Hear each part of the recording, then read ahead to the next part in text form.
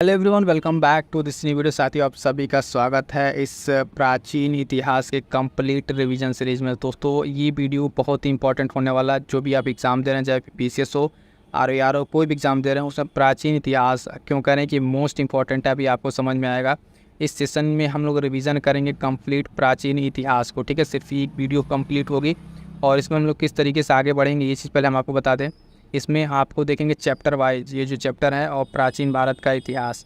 यहाँ पे आपके जो है जितने भी पीवाईक्यू, खास करके हम बताएं यूपी पीसीएस, ठीक है, यूपी पीसीएस या उत्तर प्रदेश के जितने सारे एग्जाम से आरओ जितने भी हैं, उसमें जितने भी आप एग्ज़ाम देंगे, उसमें से अगर प्राचीन इतिहास से कोई प्रश्न आया है तो उन सबका कंप्लीट एक निचोड़ आपको इस वीडियो में आपको मिलने वाला है। ठीक है, तो शुरू से लेकर अंत तक कंप्लीट वीडियो देखेगा। इसको देखने के बाद के जितने पीवाईक्यू आपके होंगे कभी गलत नहीं होंगे, सारे के सारे आपके इससे पीवाईक्यू आपको यहाँ पे कंप्लीट कर दिए जाएंगे। और वन बाय वन करके सबसे पहले देखिएगा आपको पाषाण काल, ठीक है, सिंधु सभ्यता, ठीक है, वैदिक काल, बौद्ध धर्म, है ना। उसके बाद से आप देखेंगे चैप्टर वाइज देखते जाइए, जैन धर्म, शैव भागवत धर्म, 6वीं शताब्दी का जो महाजनपदाज काल है वो, यूनानी आक्रमण, मौर्य साम्राज्य, मौर्योत्तर काल। उसके बाद से हम देखेंगे साथियों यहाँ पे गुप्त और गुप्तोत्तर काल, प्राचीन भारत में स्थापत्य, दक्षिण भारत का शासन, चोल, चालुक्य, पल्लव, इन सबको देखेंगे। उसके बाद से प्राचीन इतिहास के साहित्य एवं साहित्यकार को देखेंगे। जो इतने महत्वपूर्ण प्रश्न बन चुके हैं कंप्लीट आपको यहाँ पे एकदम से कंप्लीट करा दिया जाएगा। उसके साथ साथ एक पूर्व मध्य काल है और लास्ट में मिसलिनियस, आपको विविध जो करके रहता है मिसलिनियस वाला पार्ट, वो भी करा दिया जाएगा। तो फटाफट से आप पूरे सेशन को देखिए और कमेंट करके अपनी राय जरूर बताइए कि सेशन आपको कैसा लगा। इसके बाद से किस सब्जेक्ट की और कंप्लीट एक वीडियो बनाई जाए, इसी तरीके से करके सारे सब्जेक्ट के आप देखेंगे बनाया जाएगा। लेकिन जिसका कमेंट पहले होगा, ठीक है, उसी सब्जेक्ट पे पहली वीडियो बन के फिर से अगली आएगी। इसके पहले ज्योग्राफी के लिए कहा जा चुका है और आप लोगों को भी कोई अगर सब्जेक्ट है तो आप लोग बता दीजिएगा। और इसके साथ साथ साथियों अपनी तैयारी को आप लोग जारी रखिए, रिवीजन करते रहिए। और बता दें पीडीएफ के लिए, हम बता दें पीडीएफ के लिए आप टेलीग्राम ज्वाइन कर लीजिएगा, लिंक डिस्क्रिप्शन में है। और भी जो अदर सीरीज इस चैनल पर चलाई जा रही है आपके लिए बहुत ही महत्वपूर्ण है साथियों, तो उसको ज्वाइन जरूर कीजिएगा, देखिएगा और अपने एक्सपीरियंस को शेयर ज़रूर कीजिएगा। तो चलिए फटाफट से स्टार्ट करते हैं वन बाय वन करके इसमें अपने सेशन को। ये है कि आप देखेंगे यहाँ पे कि सेगमेंट वाइज आपको सारी चीज़ मिलेंगे और वन लाइनर। तो ये स्पेशली हेल्पफुल उनके लिए है जो अपना पीवाईक्यू यानी प्रीवियस ईयर जो क्वेश्चंस हैं उनके अगर आप नोट्स नहीं बना पाए हैं, ठीक है, तो आप सिंपली इसको वीडियो को देखने के बाद से आप यहाँ सब नीचे जो कंप्लीट कर सकते हैं। और एक साथ और साथियों कि जो लोग टेलीग्राम से नहीं जुड़े वहाँ से जुड़िए, इसकी पीडीएफ हम आपको वहाँ पे प्रोवाइड करा चुके हैं, एक बार वहाँ से पढ़िए, ठीक है। फिर देन इसके बाद आप सेशन कीजिए। दोनों तरीके जब आप करेंगे, पढ़ के रिवीजन करेंगे क्लास को, तो आपके लिए काफ़ी हेल्पफुल होने वाला है। चलिए यहाँ से हम स्टार्ट करेंगे और जो जो क्वेश्चन आए हुए हैं प्राचीन इतिहास सेगमेंट हमारा यहाँ पे है, ठीक है। यहाँ से देखेंगे कौन कौन से प्रश्न आए हुए हैं। इसका क्या है कि यहाँ पे वन लाइनर एक साइड दिया हुआ और इधर एग्जाम्स के नाम दिए हुए हैं, ठीक है। तो वन बाय वन करके इसको थोड़ा सा हम जूम कर लेते हैं ताकि इस साइड देखिए एग्जाम्स दिया हुआ है, ठीक है। तो एग्जाम्स वाले को उतना फोकस नहीं है, आपको यहाँ पे हम प्रश्न दिखाते हैं ताकि आपको ज़्यादा क्लियर रहेगा, ठीक है। तो पहला हमारा टॉपिक यहाँ पे है, देखेंगे कि प्रागैतिहासिक संस्कृतियाँ, ठीक है। यहाँ से कौन कौन से क्वेश्चन आए हुए हैं अब तक, उनको ध्यान में रखना है, ठीक है। तो देखिए पहला यहाँ पे दिया हुआ है कि मध्य पाषाणिक स्थलों को भौगोलिक दृष्टि से इसको अरेंज करना था। तो इसमें क्या क्या था, क्रम देख लीजिएगा, पश्चिम से लेके पूर्व तक था, ठीक है। तो अगर भौगोलिक दृष्टि से देखेंगे तो वेस्ट से लेके इस तक इसको अरेंज करना था। इसमें महदहा, ठीक है, लेखियाँ, पैसरा और बीरभानपुर, ये चारों हैं। ये पीसीएस में क्वेश्चन आया हुआ था, ठीक है। यहाँ आप देख सकते हैं मेंस में और प्रीलिम्स में। फिर अगला यहाँ पे है, देखिए यहाँ पे इसको मैच करना था। इसमें क्या पूछ रहा था, तो मैच करना था पुरातात्विक स्थल था और वर्तमान स्थल था। तो नेवासा जो है ये हो जाएगा आपका महाराष्ट्र का, है ना। ईशमपुर अगर देखेंगे तो कर्नाटका में, और डीडवाना राजस्थान, और गुडियाम गुफा तमिलनाडु। तो ये क्या है, बेसिकली पुरातात्विक स्थल थे और इनको वर्तमान समय में इनको क्या करना था, मैच करना था। ये था यूपी पीसीएस प्रीलिम्स 2023 का। इसी तरीके से देखेंगे जो आयोग है, ठीक है, क्या करता है, क्वेश्चन को एक दूसरे से मिक्स करके इसमें बनाता है, उसी से क्वेश्चन बनाता है। तो ये सारे क्वेश्चन आपको तैयार होने चाहिए थे, ठीक। जो कहते हैं लोग कि पीवाईक्यू एकदम से तैयार कर लिए, तो यहीं से क्वेश्चन बनेंगे। और एक जो इसकी सीरीज है एमसीक्यू की, ठीक है, जो एग्जैक्ट यूपी पीसीएस के फॉर्मेट पे है, वो भी चल रही है, चैनल पर अवेलेबल है, आप उसको जाके देख लीजिएगा ज़रूर, ठीक है। अब यहाँ से देखिए कि प्राचीन काल में आर्यों के जीविकोपार्जन के मुख्य साधन क्या था। तो उस समय क्या था, शिकार था। प्राचीन काल की बात की जा रही है यहाँ पे, ठीक है। अगला पॉइंट है हमारे पास कि वह स्थल जहाँ से प्राचीनतम अस्थायी जीवन के प्रमाण मिले हैं।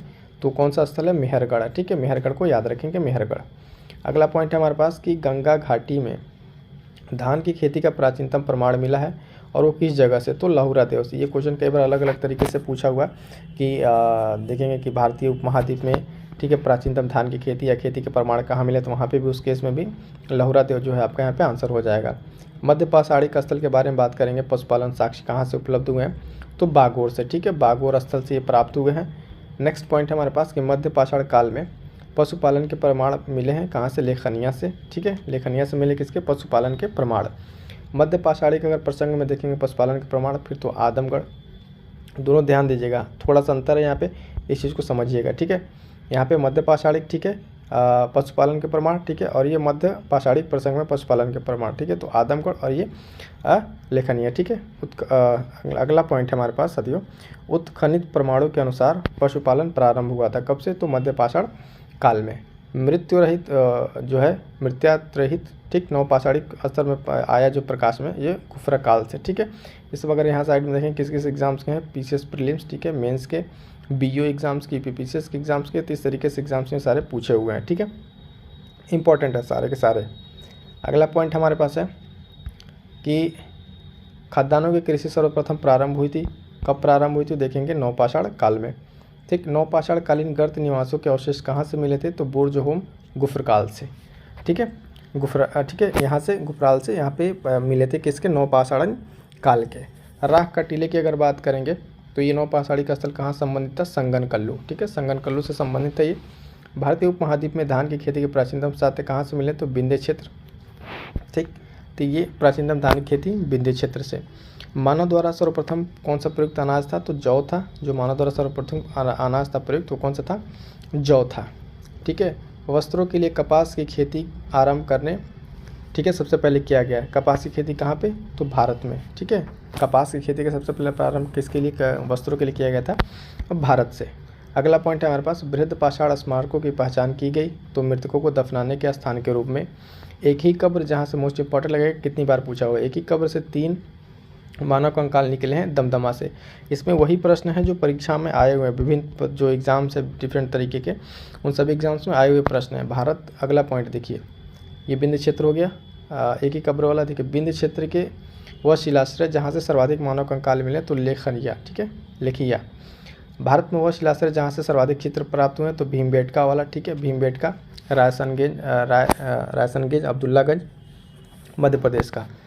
दधेरी एक पर्वतीय हड़प्पीय पुरास्थल है, तो पंजाब का है। ठीक, अगला पॉइंट देखते हैं, पंजाब वाला हो गया ये। ठीक है, ताम्रपाषाणिक स्थल नौदा टोली स्थित है कहाँ पे, मध्य प्रदेश में।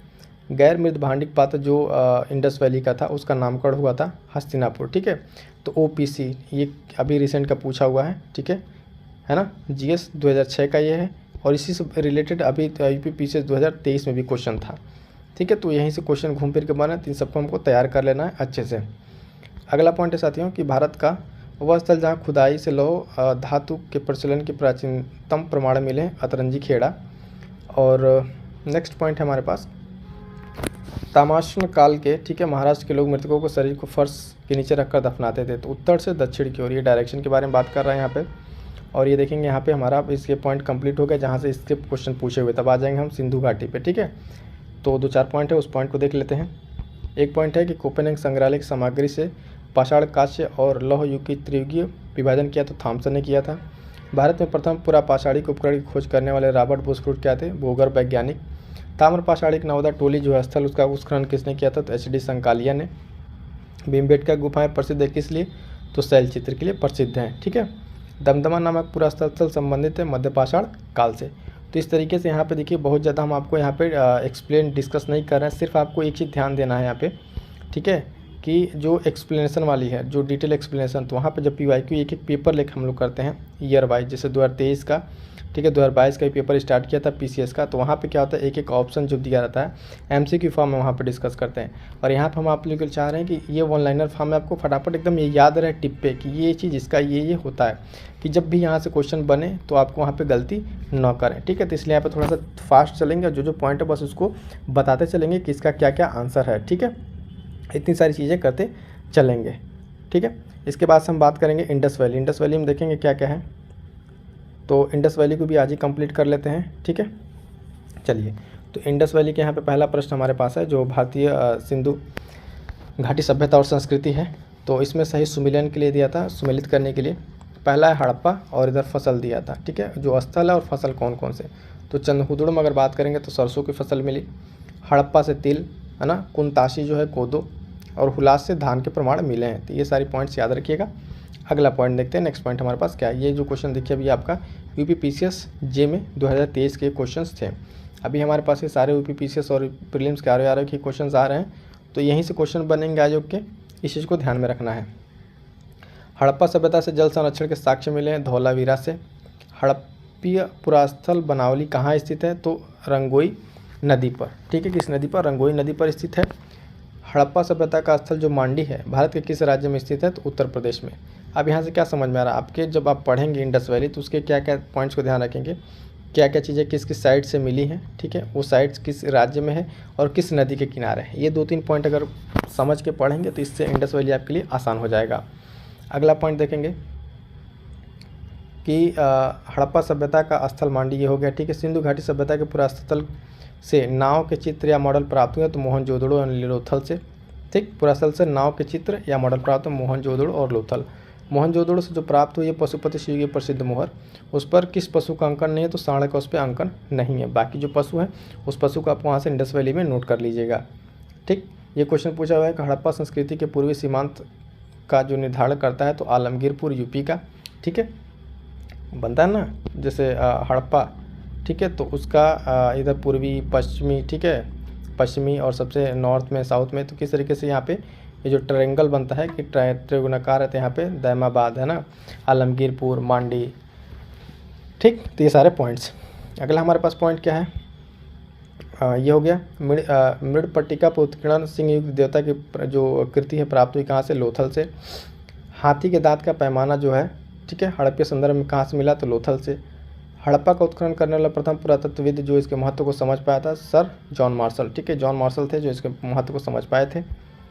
अगला पॉइंट है हमारे पास कि सिंधु सभ्यता का जो सब प्रयोग है सबसे पहले किया गया था जॉन मार्शल के द्वारा ही। सिंधु घाटी सभ्यता पर प्रकाश डालता है पुरातत्व संबंधित खुदाई। सिंधु सभ्यता के संबंध में केंद्र जो उत्तर प्रदेश में स्थित है तो आलमगीरपुर, हुलास, ठीक है, ये दोनों पॉइंट हैं और ये मेंस यूपी पीसीएस मेंस में इस पर क्वेश्चन बन रहे हैं, तो ये ध्यान दीजिएगा। मेंस के पर्सपेक्टिव से, मेंस के पर्सपेक्टिव से बता दें यूपी पीसीएस मेंस के लिए डेली आंसर राइटिंग चल रही है और पेपर 5 और 6 के लिए भी आपको वहाँ पे बहुत सारी चीज़ें कंप्लीट कराई जा रही हैं, तो वहाँ से आप उसको कंप्लीट कीजिए। हड़प्पा सभ्यता लोथल स्थित है कहाँ पे, गुजरात में। हड़प्पन संस्कृति के संदर्भ में शैलकृत स्थापत्य के प्रमाण मिले कहाँ से, धौलावीरा से। और एक जुते हुए खेत की खोज कहाँ की गई, कालीबंगा। भारत का सबसे बड़ा हड़प्पन पुरातत्व स्थल राखीगढ़ी, ठीक है। ये सारे पॉइंट्स किसे, सिंधु घाटी सभ्यता से हमें याद रखने हैं। मूर्ति पूजा का आरंभ कब से माना जाता है, पूर्व आर्यन पीरियड से।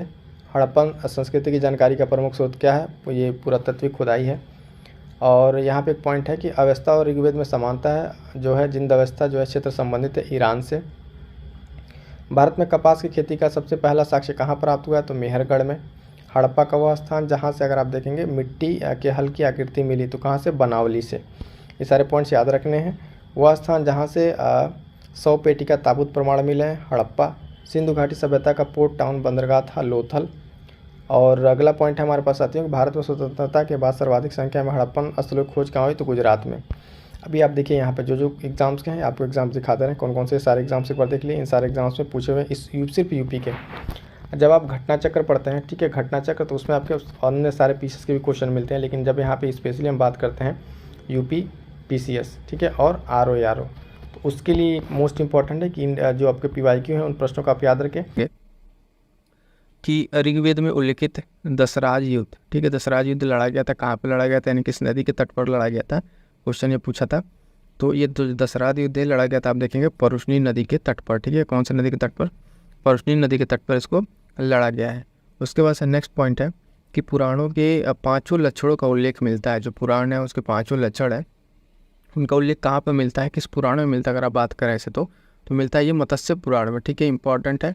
पुराण कितने होते हैं ये पॉइंट ध्यान रखिएगा, टोटल 18 पुराण होते हैं, ठीक है। इसमें से मत्स्य पुराण में हम देखेंगे 5 लक्षणों का उल्लेख जो है मिलता है। अगला पॉइंट है हमारे पास कि 1028 संस्करण है, ठीक है। इतने संस्करण किस में है, ठीक, तो ये आप देखेंगे किस में पाया जाता है, ये ऋग्वेद में, ठीक, इंपॉर्टेंट है। अष्टक भी कहा जाता है, अष्टक किसे कहा जाता है, तो ऋग्वेद को अष्टक भी कहा जाता है। दोनों पॉइंट ऋग्वेद से रिलेटेड याद रखेंगे। क्योंकि एग्ज़ाम से पूछा हुआ पॉइंट है तो उसको फिर रिपीट करने के चांसेस काफ़ी ज़्यादा हैं। अगला देखिए, अगला पॉइंट क्या रहा है, ये मिलान करने के लिए दिया था। एक तरफ वेद दिया हुआ है, दूसरी तरफ ब्राह्मण दिया हुआ है। तो ऋग्वेद, यजुर्वेद, सामवेद और अथर्ववेद, यहाँ पे मिलान है। ऋग्वेद के जो ब्राह्मण उनको क्या कहते हैं, कौशिकी या ऐत्रेय ब्राह्मण। यजुर्वेद के अगर ब्राह्मण की बात करें तो सतपथ, तैत्तिरीय ब्राह्मण इनको कहा जाता है। और सामवेद में जो है पंचविश है ना, षड्विश, अद्भुत और उसके बाद से जैमिनी। अथर्ववेद में अगर बात करें तो भूपत ब्राह्मण। ठीक है, ये सारे इसके ब्राह्मण अलग अलग वेदों के, ये सारे पॉइंट्स यहाँ पे इंपॉर्टेंट है, इसको ध्यान रखिएगा। अगला पॉइंट देखेंगे कि एक वेदांग नहीं है। ठीक, मतलब क्या इसमें वेदांग नहीं है ऑप्शन के अकॉर्डिंग, तो यहाँ पे देखेंगे ये जो है स्मृति। ठीक है, स्मृति क्या है, एक वेदांग नहीं है। अगला पॉइंट देखेंगे साथियों कि वैदिक कालीन प्रशासन में जो है भागदू अधिकारी था। किस चीज़ का अधिकारी था ये, तो राजस्व कर जमा करने वाला अधिकारी था। कौन सा, भागदू। ठीक है, ये पॉइंट वैदिक कालीन प्रशासन से रिलेटेड है।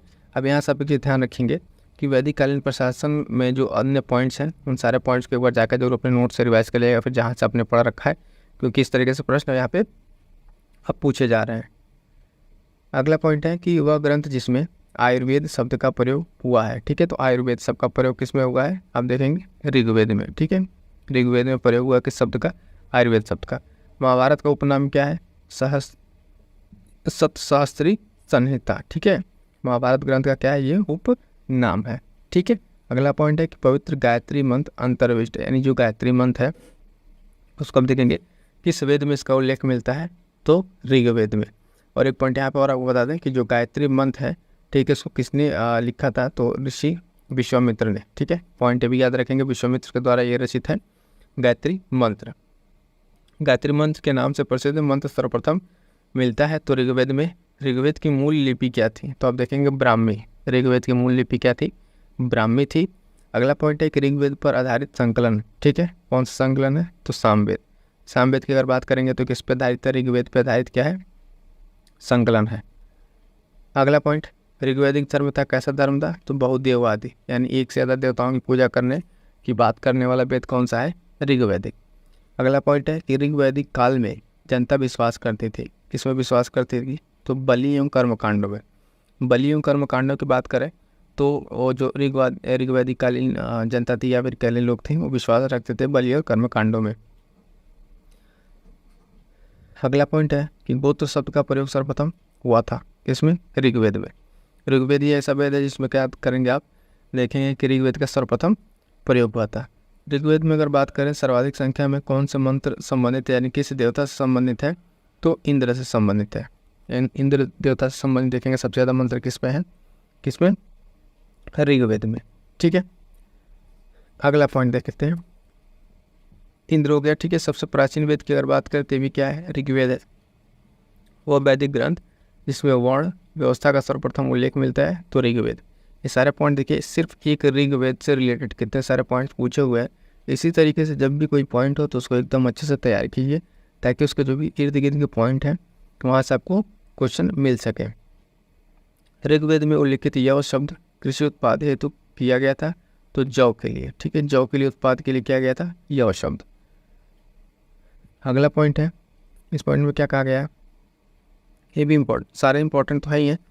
अब देखिए इसमें कहा गया है कि ऋग्वेद में उल्लिखित प्रसिद्ध 10 राजाओं का युद्ध लड़ा गया था परुष्णी नदी के किनारे पर। अभी ऊपर क्वेश्चन आया था 10 राज का युद्ध करके। अब यहाँ पर डायरेक्ट क्या कह रहा है कि 10 राजाओं के युद्ध के बारे में पूछ रहा है, तो परुष्णी नदी रावी नदी के किनारे पे यहाँ पे लड़ा गया था। ऋग्वैदिक काल के प्रारंभ में महत्वपूर्ण मूल्यवान संपत्ति क्या समझा जाता था, तो गाय को। ठीक है, और इस गाय को क्या कहा जाता था, अघन्या। ठीक है, अघन्या। अगला पॉइंट ही वही है कि आप देखेंगे कि वैदिक काल में अघन्या किसको माना जाता था, तो गाय को। ये सबसे पवित्र मानी जाती थी और सबसे मूल्यवान जो संपत्ति है किसको माना जाता था, गाय को। और इसको कहा जाता था क्या, अघन्या। ठीक है, ये पॉइंट। नेक्स्ट देखेंगे, नेक्स्ट पॉइंट है कि वैदिक साहित्य में जिसमें मोक्ष की चर्चा मिलती है वो कौन सा है, उपनिषद। यानी अगर आप मोक्ष की बात करेंगे तो किस साहित्य में है, उपनिषद में है।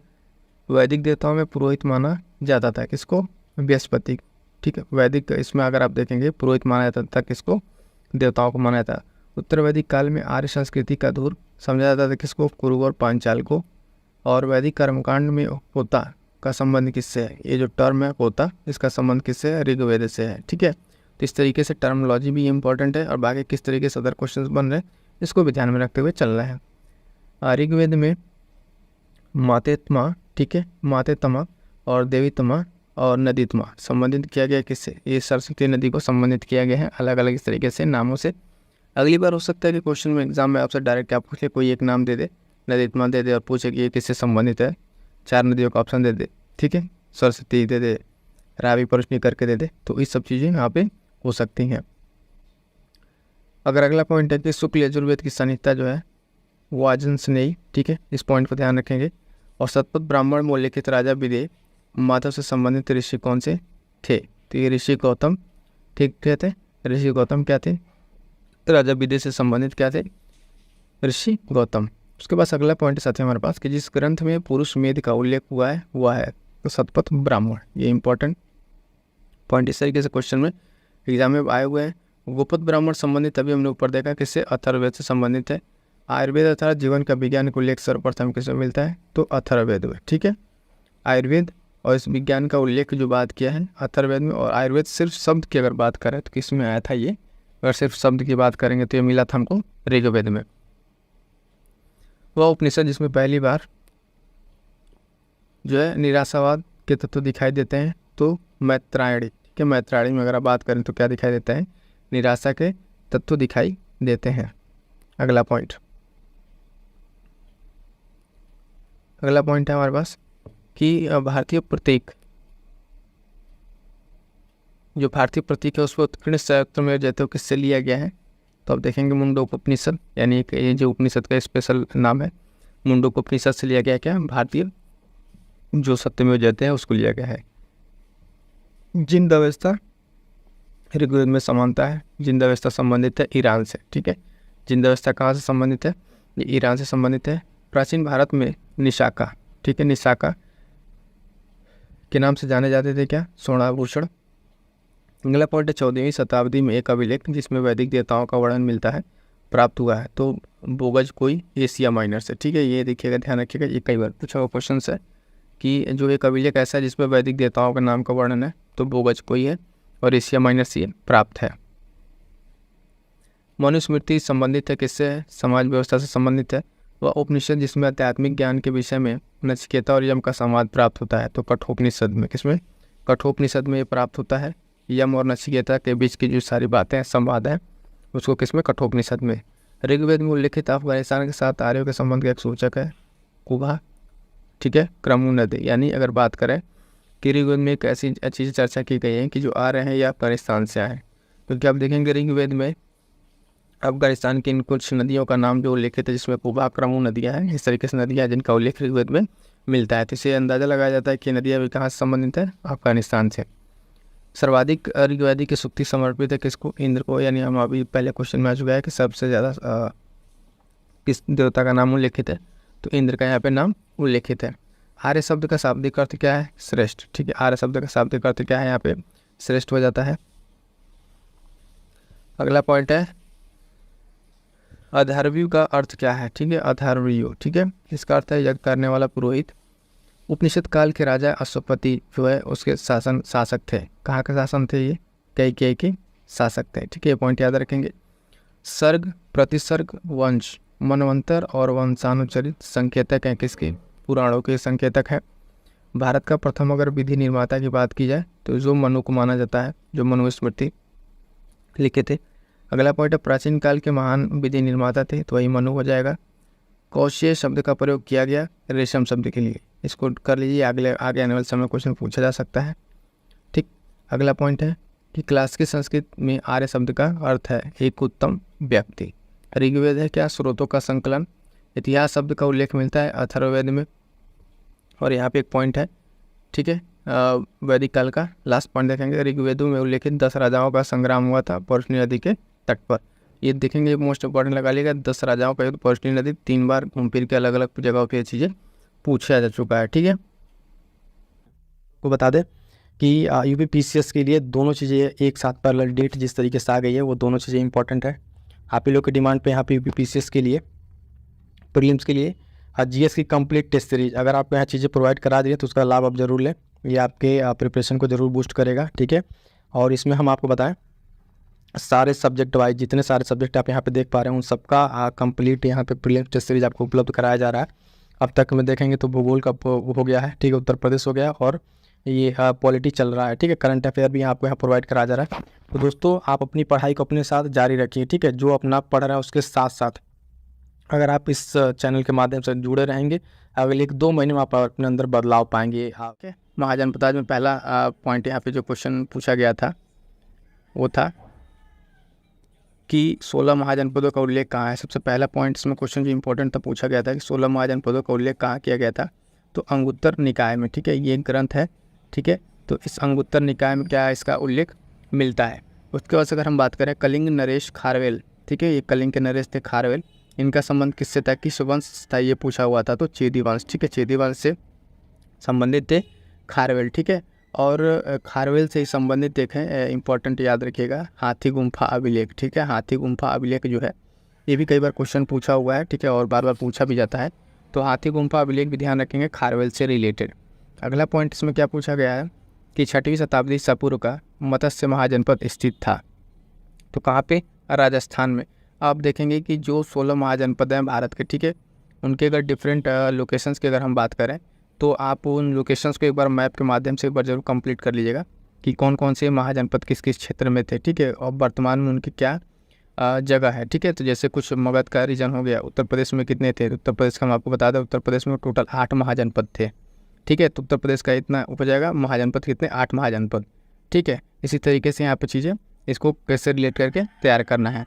फिर अगला देखेंगे प्राचीन नगर के अवशेष कुम्हार स्थल, ठीक है, प्राप्त हुए, कहाँ से प्राप्त हुए हैं, तो पाटलिपुत्र से प्राप्त हुए हैं, ठीक है, तो भी इंपॉर्टेंट है, सारा पूछा हुआ क्वेश्चन। नेक्स्ट क्वेश्चन देखेंगे कि मालवा क्षेत्र पर मगध की सत्ता का विस्तार हुआ था, ठीक है, तो जिसमें मगध था जो उसका मालवा क्षेत्र यानी मगध क्षेत्र जो मगध सत्ता थी उसका मालवा क्षेत्र पर विस्तार कब हुआ था, किसके टाइम पीरियड में हुआ था, तो शिशुनाग के समय पर, ठीक है, शिशुनाग के समय पर इस तरीके के क्वेश्चन देखने को मिला था। क्लियर है। नेक्स्ट देखेंगे, नेक्स्ट पॉइंट है जो क्वेश्चन पूछा हुआ इससे रिलेटेड कि मगध का शासक जिसने राज्यारोहण के लिए अपने पिता की हत्या कर दी स्वयं इसी कर्ण द्वारा मारा गया, तो ये भी मोस्ट इंपॉर्टेंट क्वेश्चन है, हिस्ट्री में कई बार रिपीटेड क्वेश्चन है। इसको पितृहंता के भी नाम से जाना जाता है, अजातशत्रु, ठीक है, अजातशत्रु। इसका एक और नाम है, याद रखिएगा, कुनिक, ठीक है, कुनिक ये नाम पूछा हुआ है, कुनिक इसका नाम है, अजातशत्रु का ही नाम है, और इसको इतिहास में पितृहंता के नाम से जाना जाता है। और ठीक इसी तरीके से इसके पुत्र ने भी इसकी हत्या कर दी थी, तो ये याद रखिएगा अजातशत्रु को, ठीक है, पितृहंता के नाम से जाना जाता है, ठीक है। अगला इस वक्त क्वेश्चन पूछा हुआ था कि मगध का सम्राट जिसे अपरोप, ठीक है, अपरोप परशुराम, ठीक है, के नाम से जाना जाता था, तो ये महापद्मनंद, ठीक है, इन्होंने ये क्या लिया था, इस तरीके की उपाधि ली थी, ठीक है, अपरोप परशुराम, ठीक है, तो महापद्मनंद इससे रिलेट हो जाएंगे। नेक्स्ट क्वेश्चन है कि प्राचीन श्रावस्ती का नगर विन्यास, ठीक है, आकृति क्या थी, तो ये क्वेश्चन भी आप देखेंगे किस तरीके से पूछा हुआ था, तो यहाँ पे था अर्धचंद्राकार, ठीक है, ये आई थिंक PCS लगभग ये अर्धचंद्राकार वाला 2013 और का क्वेश्चन शायद है जो पूछा हुआ था, ठीक है। अगला पॉइंट इसमें देखेंगे प्राचीन श्रावस्ती होगा, ठीक है, 6वीं शताब्दी में सुक्तिमती राजधानी थी, ठीक है, तो चेदी की। अब इस तरीके से यहाँ से आपको रिलेट कर लेना है, जो PIQ कहता है ना, PIQ कैसे करना रहता है, क्या वहाँ से समझना रहता है, तो लिंक देखिए कि आयोग किस तरीके से क्वेश्चन पूछ रहा है। अब यहाँ पे अगर जो 16 महाजनपदाज हैं, ठीक है, पहली चीज़ हमने बता दी कि 8 आपके उत्तर प्रदेश में थे, उनको याद रखना है, साथ साथ उनकी राजधानी याद रखनी है। यहाँ पे एक राजधानी पूछ के आयोग ने आपको हिंट दे दिया है कि अगर अभी यहाँ से एक राजधानी पूछा तो आगे चल क्या कर सकता है, मैच करने को दे सकता है, आपको 2-3 महाजनपदाज दे दे, उसकी राजधानी मैच करने को दे दे। तो इस तरीके से हमें यहाँ से इस पॉइंट को कैसे तैयार कर लेना है कि जो भी महाजनपदाज हैं उनको, ठीक है, उनका लोकेशंस कहाँ पे वर्तमान लोकेशंस है उनका, और उसके साथ साथ उनकी राजधानी कहाँ पर है, उसको सबको तैयार कर लेना है। अगला पॉइंट देखेंगे, क्वेश्चन था कि अखिल अभिलिखित साक्ष्य में प्रकट होता है कि नंद राजा के आदेश से एक नहर खोदी गई थी, तो कहाँ पे नहर खोदी गई थी, बनाई गई थी, आप देखेंगे कलिंग में, ठीक है, कलिंग में नहर कहाँ बनाई गई थी। अगला है उदयन वासदत्ता की दंत कथा जो है संबंधित है, ठीक है, ये उदयन और वासदत्ता की जो कथाएं हैं, ठीक है, ये किससे संबंधित है, तो कौशाम्बी से, ध्यान देंगे किससे, कौशाम्बी से संबंधित है। इस तरीके की जो भी इतिहास में कुछ घटनाएं हैं या फिर नाटक हैं, इस तरह के जो उस पे वर्णन है, किताबें हैं, उन किताबों को भी आप अच्छी तरीके से एक तरह से तैयार करते चलें तो आपके अपकमिंग एग्जाम्स के लिए काफ़ी हेल्पफुल होगा। अब देखते हैं प्राचीन मगध में, ठीक है, प्राचीन भारत में मगध साम्राज्य की सबसे प्रारंभिक राजधानी क्या थी? तो पाटलिपुत्र, ठीक है। यहाँ पे पाटलिपुत्र का नाम दिया हुआ ऑप्शन जो आयोग ने सही माना है, ठीक है, पाटलिपुत्र। क्लियर है। अब यहाँ से हमारा अगला टॉपिक स्टार्ट हो जाएगा, धार्मिक आंदोलन, ठीक है। धार्मिक आंदोलन में कौन कौन सा आंदोलन हम यहाँ पढ़ेंगे? ये धार्मिक आंदोलन हमारा स्टार्ट होगा, इसमें जैन धर्म, ठीक है, उसके बाद से बौद्ध धर्म, ठीक है, उसके बाद से भागवत संप्रदाय, देन उसके बाद हम लोग प्रोसीड करेंगे किस पे? आगे मोरल वगैरह पे प्रोसीड करेंगे। पहले यहाँ से हम लोग देखते हैं कि जैन से रिलेटेड कौन कौन से क्वेश्चन जो हमारे उत्तर प्रदेश के एग्जाम से पूछे हुए हैं उनको एक तरीके से हम लोग कंप्लीट करते हुए आगे बढ़ेंगे। जैन धर्म, पहले क्वेश्चन पूछा था कि जैन कल्पसूत्र की रचना की थी किसके द्वारा? जो जैन कल्पसूत्र इसकी रचना की गई थी तो भद्रबाहु के द्वारा, ठीक है, भद्रबाहु ने इसकी रचना की थी जैन कल्पसूत्र की।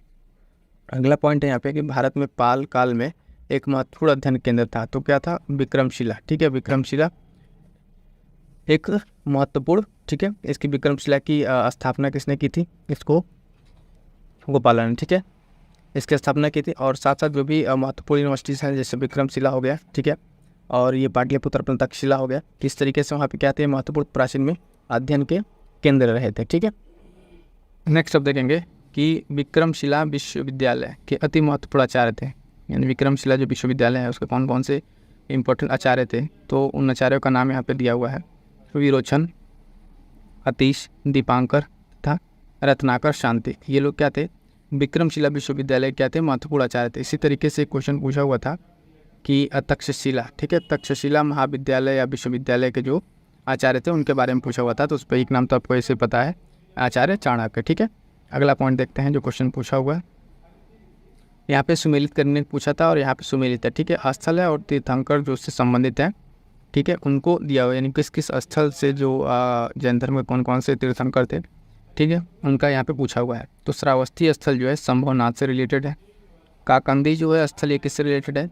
सुविधानाथ से। अयोध्या अगर आप देखेंगे तो ऋषभनाथ से, और पभोषा देखेंगे तो पदम प्रभु से, ठीक है। एक क्वेश्चन का पैटर्न नहीं होगा, एक अलग पैटर्न यहाँ पे जो पूछता है कि यहाँ पे संबंधित तीर्थंकर दे देता है और से संबंधित जो है आप देखेंगे कि कौन कौन सा वहाँ पे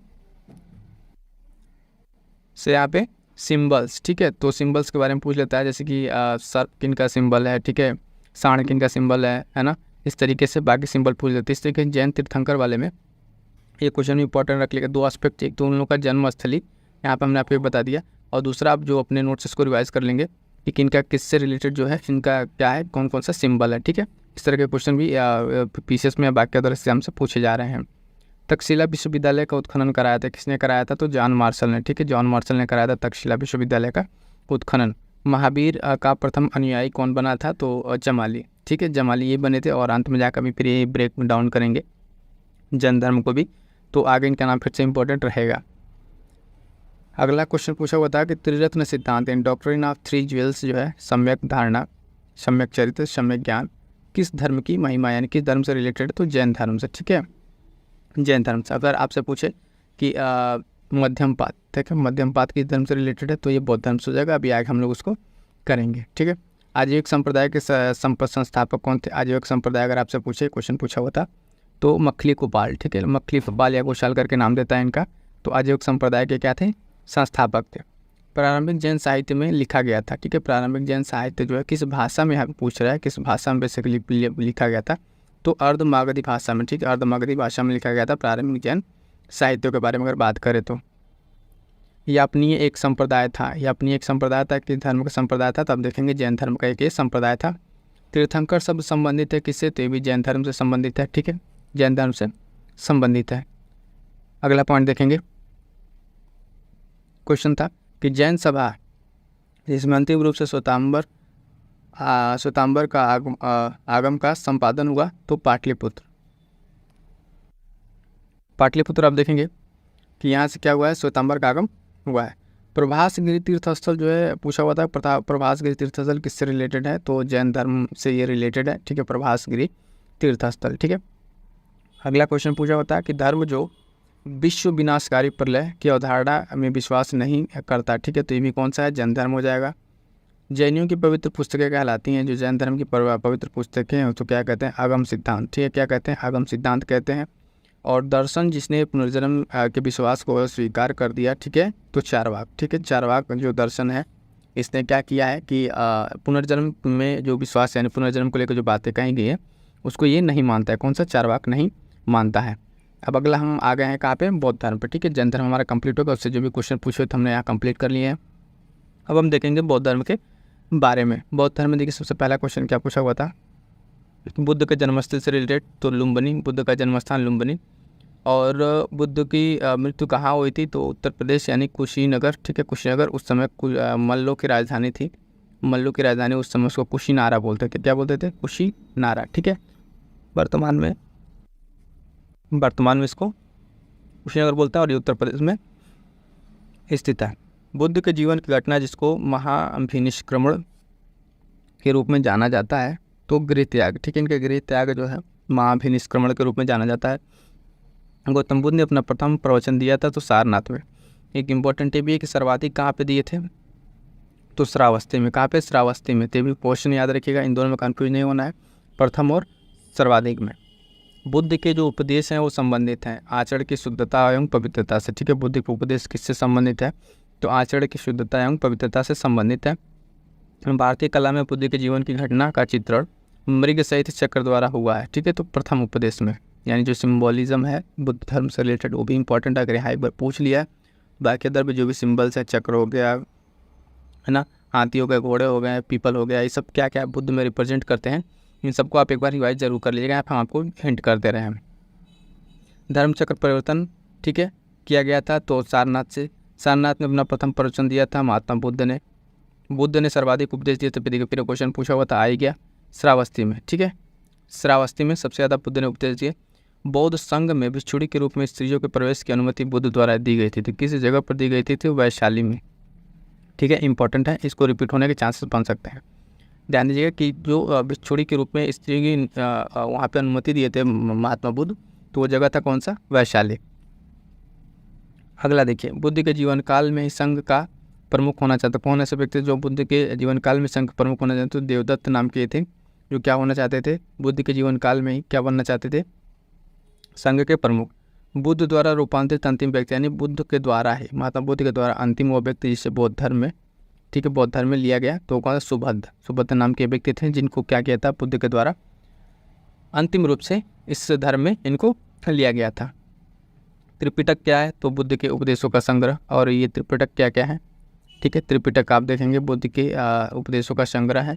और बौद्ध धर्म में त्रिरत्न है, त्रिरत्न यहाँ भी आ गया, इंगित करता है, क्या इंगित करता है, तो बुद्धम, ठीक है, धम्मम और संघ। ठीक है, बुद्ध धम्म और संघ को रिप्रेजेंट करता है। यहाँ पे ऊपर भी था, तो वो जो नियुक्त करता है जैन धर्म का अलग है, यहाँ पे बौद्ध अलग है। प्रथम बौद्ध संगति का आयोजन हुआ था कहाँ पे, अजातशत्रु के शासनकाल में, पाटलिपुत्र में। ठीक है, तो यहाँ पे हो गया। संसार अस्थिर और क्षणिक है, यह कथन है किसका, बौद्ध का कथन है। बौद्ध ग्रंथ जिसमें संघ के जीवन के नियम प्राप्त होता है, तो विनय पिटक। ठीक है, विनय पिटक ऐसा है जिसमें क्या है, बौद्ध संघ के जीवन के बारे में बताया गया है। अगला देखते हैं। अगला क्वेश्चन, विदेशी राजा जिसने समुद्रगुप्त से अनुरोध किया था कि उसे भारत में बौद्ध विहार बनाने की अनुमति दी जाए, तो मेघवर्मन था। ठीक है, इसने क्या किया था, एक विदेशी राजा था और समुद्रगुप्त से रिक्वेस्ट किया था कि भारत में जो है बौद्ध धर्म के विहार को बनवाया जाए। बोध गया में महात्मा बुद्ध ने 2 बंजारों को उपदेश देकर अपना उपासक बना लिया था। वे 2 बंजारे कौन थे, तो मलिक और तपस्सु। ये 2 बंजारे थे जिनको महात्मा बुद्ध ने उपदेश देकर क्या बना लिया था, अपना उपासक बना लिया था। इंपॉर्टेंट क्वेश्चन की सप्तकर्णी गुफा स्थित है, कहाँ स्थित है, राजगिरी बिहार में। ठीक है, राजगिरी बिहार में क्या स्थित है, सप्तकर्णी गुफा। अगला क्वेश्चन है कि विशुद्धिमग्ग नामक पुस्तक किस संप्रदाय से संबंधित है, तो हीनयान से। जो आगे चल के बुद्धिज़्म जो है 2 ब्रांचों में ब्रेक होता है, हीनयान महायान, तो उसमें एक है विशुद्धिमग्ग, किस पुस्तक, जो पुस्तक है किस संप्रदाय से है, तो हीनयान से। शून्यता के सिद्धांत का सर्वप्रथम प्रतिपादन करने वाला बौद्ध दार्शनिक थे, तो नागार्जुन थे ये। ठीक है, उत्तर प्रदेश में बौद्ध एवं जैनियों के दोनों प्रसिद्ध तीर्थस्थली हैं, कौशाम्बी। ठीक है, मोस्ट इंपॉर्टेंट है, ये कई बार क्वेश्चन पूछा हुआ है। कि बुद्ध और जैन दोनों से रिलेटेड कौन सा ऐसा स्थल उत्तर प्रदेश में, तो कौशाम्बी है। ठीक है, इस पे मेंस क्वेश्चन में हमने कराए हुए हैं पीसीएस के लिए का। तो इस तरह के क्वेश्चन इंपॉर्टेंट हो जाएंगे मेंस और पेज दोनों के पर्सपेक्टिव से। बौद्ध धर्म और जैन धर्म दोनों में विश्वास करते हैं क्या, कर्म तथा पुनर्जन्म के सिद्धांत को सही मानते हैं। ठीक है, हालांकि बुद्ध जो है आत्मा को लेकर उस पर उनका वो है, ठीक है, मौन रहे थे, उस पर उन्होंने ज़्यादा कुछ नहीं कहा था। अफगानिस्तान का बामियान प्रसिद्ध था किस लिए, बुद्ध प्रतिमा के लिए। ठीक है, अफगानिस्तान का बामियान जो है इसके लिए प्रसिद्ध था। देश में मूर्ति पूजा की नींव रखी थी, तो बौद्ध धर्म ने इसकी नींव रखी थी। वह काल, नेक्स्ट क्वेश्चन है कि वह काल जिसमें बुद्ध की खड़ी प्रतिमा बनाई गई, तो कुषाण काल है। ठीक है, बुद्ध की अलग अलग प्रतिमाएं बनाई गई, सिनेटिव प्रतिमा, ठीक है, ध्यान की मुद्रा में। तो यहाँ पे खड़ी प्रतिमा जो है कुषाण काल में बनाई गई। भूमि स्पर्श मुद्रा के सारनाथ की बुद्ध की प्रतिमा संबंधित है गुप्त काल से। देखिए यहाँ पे जो भूमि पर स्पर्श करते हुए मुद्रा है महात्मा बुद्ध की, ठीक है, वो किस काल से संबंधित है, तो आप देखेंगे यहाँ पे गुप्त काल से संबंधित है। विक्रमशिला बिहार के संस्थापक कौन से, धर्मपाल। ठीक है, विक्रमशिला बिहार के जो संस्थापक थे कौन थे, धर्मपाल थे, जिसको ध्यान रखना है। स्तूप को उत्खनन में सारिपुत्र के अवशेष प्राप्त हुए थे, कहाँ से, सांची से। ठीक है, सांची से इसके अवशेष प्राप्त हुए थे, उसको ध्यान में रखना है। बौद्ध धर्म का जो पवित्र स्थल है जो निरंजना नदी पर स्थित है, बोध गया। ठीक है, और एशिया के, अगला क्वेश्चन है कि एशिया के ज्योतिपुंज के तौर पे, एशिया के ज्योतिपुंज के तौर पे जाना जाता है, किनको जाना जाता है, गौतम बुद्ध को जाना जाता है। ठीक है, तो इस तरीके से क्वेश्चन देखिए। सबसे ज़्यादा अगर आप देखें, अगर आपको अगर इस तरह से पूछा जैन धर्म और बौद्ध धर्म के सबसे ज़्यादा पढ़ा जाए तो बौद्ध धर्म से आप देखा सबसे ज़्यादा क्वेश्चन पूछे हुए हैं, आज क्वेश्चन बन रहे हैं। नेक्स्ट क्वेश्चन है गौतम बुद्ध के समय का प्रसिद्ध वैद्य जीवक किसके दरबार से संबंधित था, तो बिंबिसार के से संबंधित था। ये बुद्ध कौशाम्बी में आए थे उदयन के राज्यकाल में, यानी बुद्ध जो है कौशाम्बी किसके काल में आए थे, तो उदयन के काल में आए थे। तिब्बत में बौद्ध धर्म के सुधार में महत्वपूर्ण भूमिका निभाने वाले उपाध्याय अतिश किस बिहार के प्रसिद्ध विद्वान थे, तो विक्रमशिला बिहार के। अगला क्वेश्चन है कि अर्धनारीश्वर मूर्ति में आधा शिव तथा आधा पार्वती प्रतीक है, किसका प्रतीक है, देव और उसकी शक्ति का योग का प्रतीक माना जाता है। नेक्स्ट क्वेश्चन है कि गौतम बुद्ध ने प्रथम धार्मिक प्रवचन दिया था, तो सारनाथ में। और भारत में सर्वप्रथम मानव मूर्ति की पूजा हुई थी, तो बुद्ध की। ठीक है, मानव मूर्ति में अगर पूजा की बात करें तो बुद्ध की सबसे पहले इसमें पूजा हुई थी। नेक्स्ट देखेंगे कि भारतीय कला में बुद्ध के जीवन की वह घटना जिसका चित्रण मृग सहित चक्र द्वारा हुआ है, तो प्रथम उपदेश का हुआ है। ठीक है, यहाँ से स्टार्ट हो जाएगा भागवत और अदर। चलिए इसको भी कंप्लीट कर लेते हैं थोड़ा सा। भगवत संप्रदायों, ब्राह्मण धर्म संप्रदाय। ठीक है, इसके बारे में भी थोड़ा सा देख लेते हैं। इसमें पहला क्वेश्चन पूछा गया है कि भगवत गीता मूलतः महाभारत के अंश है। ठीक है, तो किस पर्व का, तो उसमें एक पर्व है भीष्म पर्व। ठीक है, भीष्म पर्व का हिस्सा है। नागार्जुन कोंडा शहर की स्थापना की गई थी, किसके द्वारा की गई थी, तो इक्ष्वाकु राजवंश के राजाओं के द्वारा की गई थी इस शहर की स्थापना। अगला देखिए, तो लेटेस्ट है पूछा हुआ, जो देवता थे उनके ये पहचान की गई थी उनको मैच करने के लिए। तो यहाँ पर देखिए भगवान शिव त्रिशूल, भगवान विष्णु चक्र, गणेश, ठीक है, रस्सी या फंदा, और ये सरस्वती जी का क्या है, वीणा। ठीक है, तो इस तरीके से ये तो बहुत सिंपल क्वेश्चन था जिससे पूछा हुआ था। अगला ये इम्पोर्टेंट है, कई बार ये पूछा जा रहा है आयोग के द्वारा, ये दार्शनिक हैं और उनके दर्शन को लेकर। ठीक है, तो रामानुज का अगर दर्शन की बात करेंगे तो आप देखेंगे यहाँ पे कौन सा है, विशिष्ट द्वैत। ठीक है, माधवाचार्य की अगर बात करें तो द्वैत, निम्बकाचार्य द्वैताद्वैत, और वल्लभाचार्य शुद्ध द्वैत। ठीक है, तो ये कुछ फिलॉसफीज़ है जिनको आपको याद रखना है, आगे इस पर भी क्वेश्चन फिर से बन जा रहे हैं, तो इम्पॉर्टेंट इसको ध्यान में रखना है। अगला पॉइंट है कि मंडन मिश्र शिष्य थे किसके, कुमारिल भट्ट के शिष्य थे। नेक्स्ट है क्वेश्चन कि तुम्हारा अधिकार कर्म पर है, फल की प्राप्ति पर नहीं, यह कहा गया है, किस में कहा गया, तो गीता में कहा गया श्री कृष्ण के द्वारा। मोक्ष के साधन के रूप में ज्ञान कर्म तथा भक्ति को समान महत्व देता है, कौन देता है, श्रीमद् भागवत गीता। ठीक है, इस जो फिलॉसफी है किसकी है, गीता की फिलॉसफी है। ठीक है, भागवत धर्म से संबंधित प्राचीन अभिलेखीय साक्ष्य मिलता है हेलियोडोरस का बेसनार अभिलेख। ठीक है, ये इंपॉर्टेंट लगाइएगा, इस तरह का अभिलेख जो अगर पूछा हुआ है आयोग के द्वारा, जिसके रिपीट होने के चांसेस काफ़ी हैं, कि हेलियोडोरस का बेसनगर अभिलेख। अगर सिंपल या अगर आपसे पूछ ले कि बेसनगर का अभिलेख किससे रिलेटेड है, तो हेलियोडोरस से संबंधित है। ठीक है, अगला क्वेश्चन, आदि शंकराचार्य द्वारा स्थापित 4 मठ हैं, कहाँ स्थित है, तो जोशी मठ, ठीक है, द्वारिका, पुरी और श्रृंगेरी। ये 4 जो मठ हैं, ये 4 दिशाओं में अगर आप देखेंगे आदि शंकराचार्य द्वारा स्थापित थे, जोशी, द्वारिका, पुरी और श्रृंगेरी। ठीक है, नेक्स्ट क्वेश्चन पूछा होता है नयनार्थ हैं, ये क्या है? शैव धर्मानी यानी शैव धर्म को मानने वाले हैं, शैविज्म को मानने वाले हैं नयनार।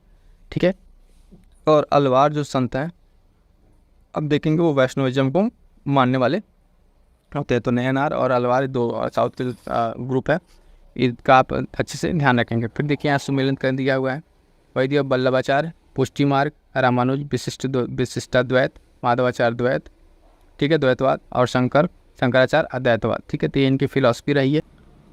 देखिए पहला इसमें क्या कह रहा है कि मौर्य इतिहास के लिए अधिक प्रमाणिक माना जाता है। तो जो मौर्य इतिहास है, मौर्यकालीन इतिहास है, उस इतिहास को कैसे प्रमाणिक माना जाता है? तो उसके लिए माना जाता है विष्णु पुराण से। किससे? विष्णु पुराण जिसको माना जाता है। आंध्रों के इतिहास के लिए अधिक प्रमाणिक माना जाता है क्या? तो मत्स्य पुराण को। किसको? मत्स्य पुराण को। जो अलग अलग 18 पुराण है उसमें कुछ पुराण बहुत ही इंपॉर्टेंट है, जैसे विष्णु पुराण, मत्स्य पुराण, गरुड़ पुराण। ठीक है, तो इसमें से इस तरह की चीज़ों को भी ध्यान रखना है। ठीक, मौर्य काल में नेक्स्ट है, मौर्य काल में सदैव राजा के पास रहने वाले विश्व परीक्षक वैद्य को कहा जाता था। यानी जब मौर्य काल था उसमें तो राजा के पास हमेशा एक विश्व परीक्षक रहता था वैद्य, उस वैद्य को एक अलग नाम दिया जाता था। ठीक है, ये क्वेश्चन पूछा हुआ है। देखेंगे उसको कहा जाता था जांगलीविद। क्या कहा जाता था? जांगलीविद कहा जाता था। ये हमेशा क्या है? राजा के पास रहता था। ठीक है, ये विश्व परीक्षक था और ये एक तरह का वैद्य था। ठीक है, शासक जो मौर्य राजवंश से संबंधित नहीं है, देख यहाँ पे अग्निमित्र है, ये शासक जो है ऑप्शन वहाँ पे जो दिया होगा क्वेश्चन, तो वहाँ पे 2-3 ऑप्शन दिए होंगे और मौर्य सम्राट से संबंधित बाकी चीज़ें दी होंगी। तो वहाँ पे देखेंगे उसमें ऑप्शन के अकॉर्डिंग अग्निमित्र वहाँ का शासक नहीं है। अशोक के स्तंभ लेखों के लिए पत्थर निकाला जाता था। जो अशोक का स्तंभ है ये इंपॉर्टेंट है, उसके लिए पत्थर कहाँ से निकाला जाता था? तो इंपॉर्टेंट पॉइंट देखिएगा, चुनार से। ठीक है, चुनार खान से ये सारे पत्थर निकाले जाते थे। ठीक है, अगला है कि अशोक का वह शिलालेख जो धार्मिक संश्लेषण समन्वय के बारे में कहता है। यानी अशोक के जो सारे शिलालेख हैं, ठीक है, उसमें से एक 12वां शिलालेख है, वो बात करता है साथियों किस चीज़ के बारे में? तो बात करता है धार्मिक संश्लेषण के बारे में। किसमें? धार्मिक संश्लेषण के बारे में बात करता है 12वां शिलालेख। ठीक है, नेक्स्ट है क्वेश्चन कि सम्राट अशोक ने अपने राज्याभिषेक के बाद कलिंग पर विजय प्राप्त किया था। ठीक है, तो जब ये सम्राट अशोक थे तो इन्होंने अपने जो राज्याभिषेक के राजा बनने के बाद कितने वर्ष बाद जो है कलिंग का युद्ध पे इन्होंने विजय प्राप्त की थी? लगभग 8 वर्ष बाद। ठीक है, 8 वर्ष बाद इन्होंने क्या किया था? कलिंग पे विजय प्राप्त की थी। प्राकृतिक भाषा के पोषक थे, यानी प्राकृत भाषा किनके काल में बहुत ज़्यादा एकदम होना फलीभूत हुई थी? तो सातवाहन नरेश के। ठीक है, सातवाहन नरेश के काल में ये सब प्राकृतिक भाषा को संरक्षण ज़्यादा मिला था। कला के लोक पक्ष को अधिक प्रोत्साहन मिला कब? तो वही सातवाहन काल में। ठीक है, कला के जो लोक पक्ष है उसको अधिक प्रोत्साहन मिला सातवाहन काल में। मथुरा मूर्ति कला शैली प्रारंभ हुई, ये कब से प्रारंभ हुई? कुषाण काल से। मोस्ट इंपॉर्टेंट लगाइएगा, ये क्वेश्चन फिर से पूछा जाने वाला है, बहुत ही बेहतरीन क्वेश्चन है कि मथुरा की जो मूर्ति कला शैली है वो प्रारंभ हुई थी कुषाण काल से। ठीक है, कुषाण के शासन काल से प्रारंभ हुई थी। इसको स्टार लगा लिया। PYQ में कुछ क्वेश्चन ऐसे होते हैं जिनको जो क्वेश्चन ना बार बार रिपीट होते हैं। ठीक है, तो उसी में से एक तरह का ये क्वेश्चन है कि मथुरा मूर्ति कला जो शैली कब से प्रारंभ हुई है? तो कुषाण काल से। ठीक है, अगला देखेंगे कि वे शासक जिन्होंने गिरनार क्षेत्र में जल संसाधन व्यवस्था की ओर ध्यान दिया। यानी जो गिरनार क्षेत्र में आप देखेंगे जल संसाधन के लिए व्यवस्था किया था तो चंद्रगुप्त मौर्य था और अशोक था। ठीक है, उसी जो वहाँ का झीलें थी सुदर्शन लेक। ठीक है, कौन सी लेक थी? सुदर्शन झील थी, उसका रिनोवेशन आगे चल के ठीक है फिर करा जाएगा, तो भी अभी अब हमको आगे देखने को भी मिलेगा। ठीक है, अगला है कि राजा जिसके अभिलेख से सूचना मिलती है कि शाक्य मुनि बुद्ध का जन्म लुम्बिनी में हुआ था। ठीक है, तो किसके अभिलेख से पता चलता है? तो अशोक के अभिलेख से पता चलता है। सारनाथ का जो स्तंभ है उसका निर्माण किया गया था तो अशोक के काल में। ठीक है, अशोक के काल में ये सारनाथ स्तंभ क्यों इंपॉर्टेंट है? यहीं से भारत का जो स्तंभ चिन्ह है 4 लाइन चारों तरफ है सत्यमेव जयते वाला, वो चिन्ह यहीं से लिया गया है। ठीक है, एक इंपॉर्टेंट क्वेश्चन, अशोक द्वारा स्थापित सबसे सुरक्षित स्तंभ कौन सा है? तो लौरिया नंदनगढ़ और लौरिया अररेज। ठीक है, दोनों बिहार के हैं। ठीक है, कहाँ पे हैं? ये बिहार के हैं, लौरिया नंदनगढ़। ठीक है, तो ये सबसे सुरक्षित स्तंभ कौन सा है? लौरिया नंदनगढ़ का। अशोक का वह अभिलेख बताइए जिसमें कनक मुनि जो है बुद्ध के अस्तित्व को प्रमाणित करता है। तो निगाली सागर स्तंभ अभिलेख। ठीक है, निगारी सागर अभिलेख। यहाँ पे साथियों देखेंगे ये जो PYQ है, अभी आप देखिए यहाँ पे डिफरेंट तरीके से, चाहे PCS प्री हो है ना, ACF का हो, ठीक है, मेंस का पेपर हो, लोअर PCS का पेपर हो, ठीक है, UP SSC का पेपर हो, जो भी हो, यहाँ से क्वेश्चन पूछे तो होता क्या है कि आयोग कई बार क्या करता है, तो वहीं से पेपर चीज़ों को घुमाता है। तो जब यूपी स्पेशल की जब बात होती है, यानी पीसीएस से आर की जब बात होगी, तो यहाँ पे क्वेश्चन पूछे यानी काफ़ी ज़्यादा पॉसिबिलिटी बढ़ जाती है। गुर्जरा लघु शिलालेख, ठीक है, जिसमें अशोक का नाम उल्लेख किया गया है, ये कहाँ पर है, तो गुर्जरा शिलालेख सीधा क्वेश्चन कि मध्य प्रदेश के दातिया जिले में स्थित है। ये यूपीएससी में भी ये क्वेश्चन आ चुका है, एक बार ऑप्शन करके बना के दिया था गुर्जरा अभिलेख के बारे में। ठीक, नेक्स्ट देखेंगे, अशोक के अभिलेखों में से पूर्ण रूपीण धार्मिक सहिष्णुता के प्रति समर्पित अभिलेख है। कौन सा ऐसा अभिलेख है जो पूर्ण रूप से धार्मिक सहिष्णुता को समर्पित है, तो अभिलेख जो है शिलालेख इसका 12वां शिलालेख। कौन सा शिलालेख, 12वां शिलालेख इसमें पूरी तरीके से उसको डेडिकेटेड है। ब्राह्मी लिपि को सर्वप्रथम किसने पढ़ा था या डिकोड किया था, आप कहें तो एक तरीके से, है ना, तो जेम्स प्रिंसेप ने इसको डिकोड किया था, याद रखेंगे ना। अगला पॉइंट है, जो अशोक ब्राह्मी लिपि का पता चला कहाँ से, अनुराधापुर से।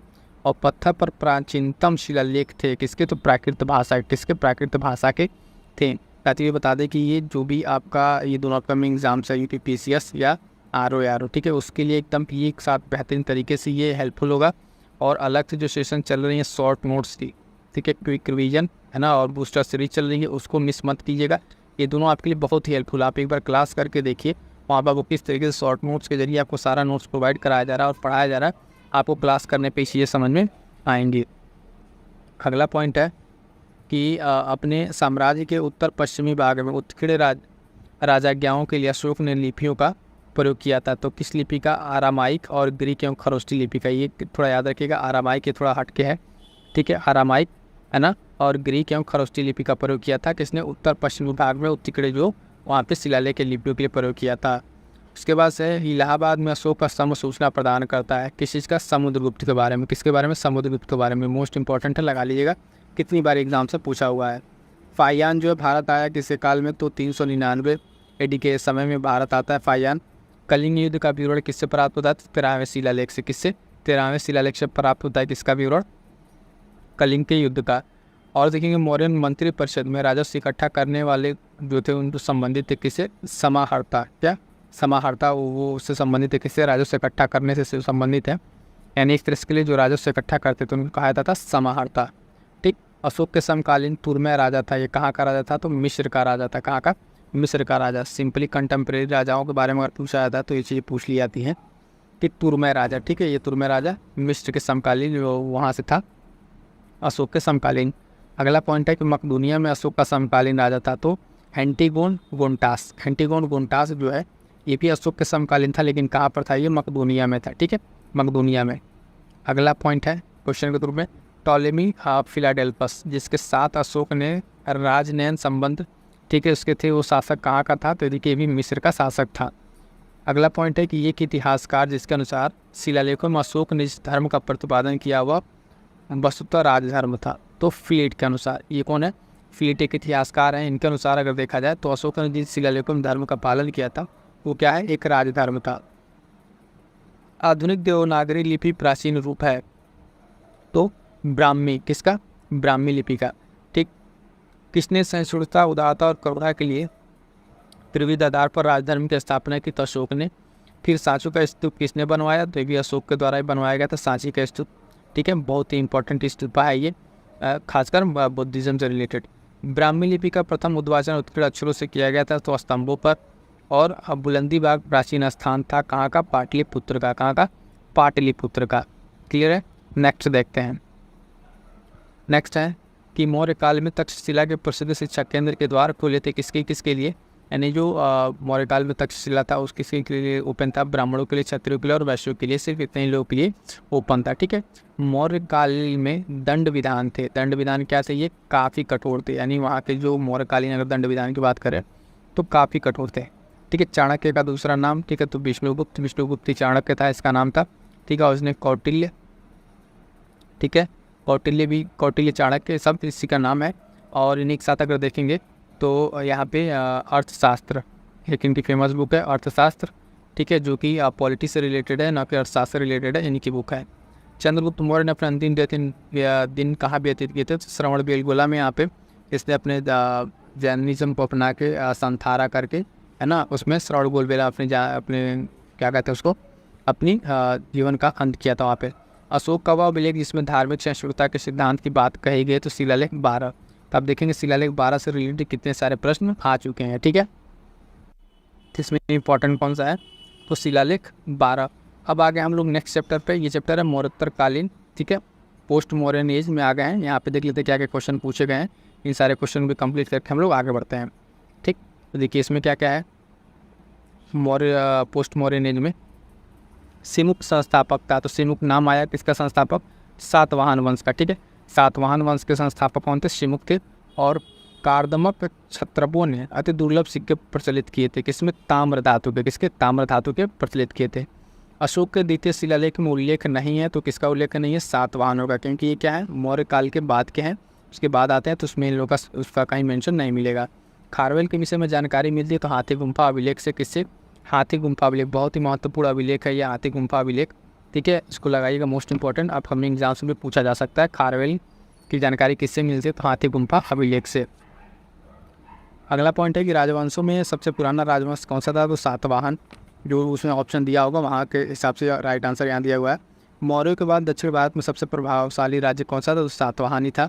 और सातवाहनों की राजधानी कहाँ थी, तो अमरावती।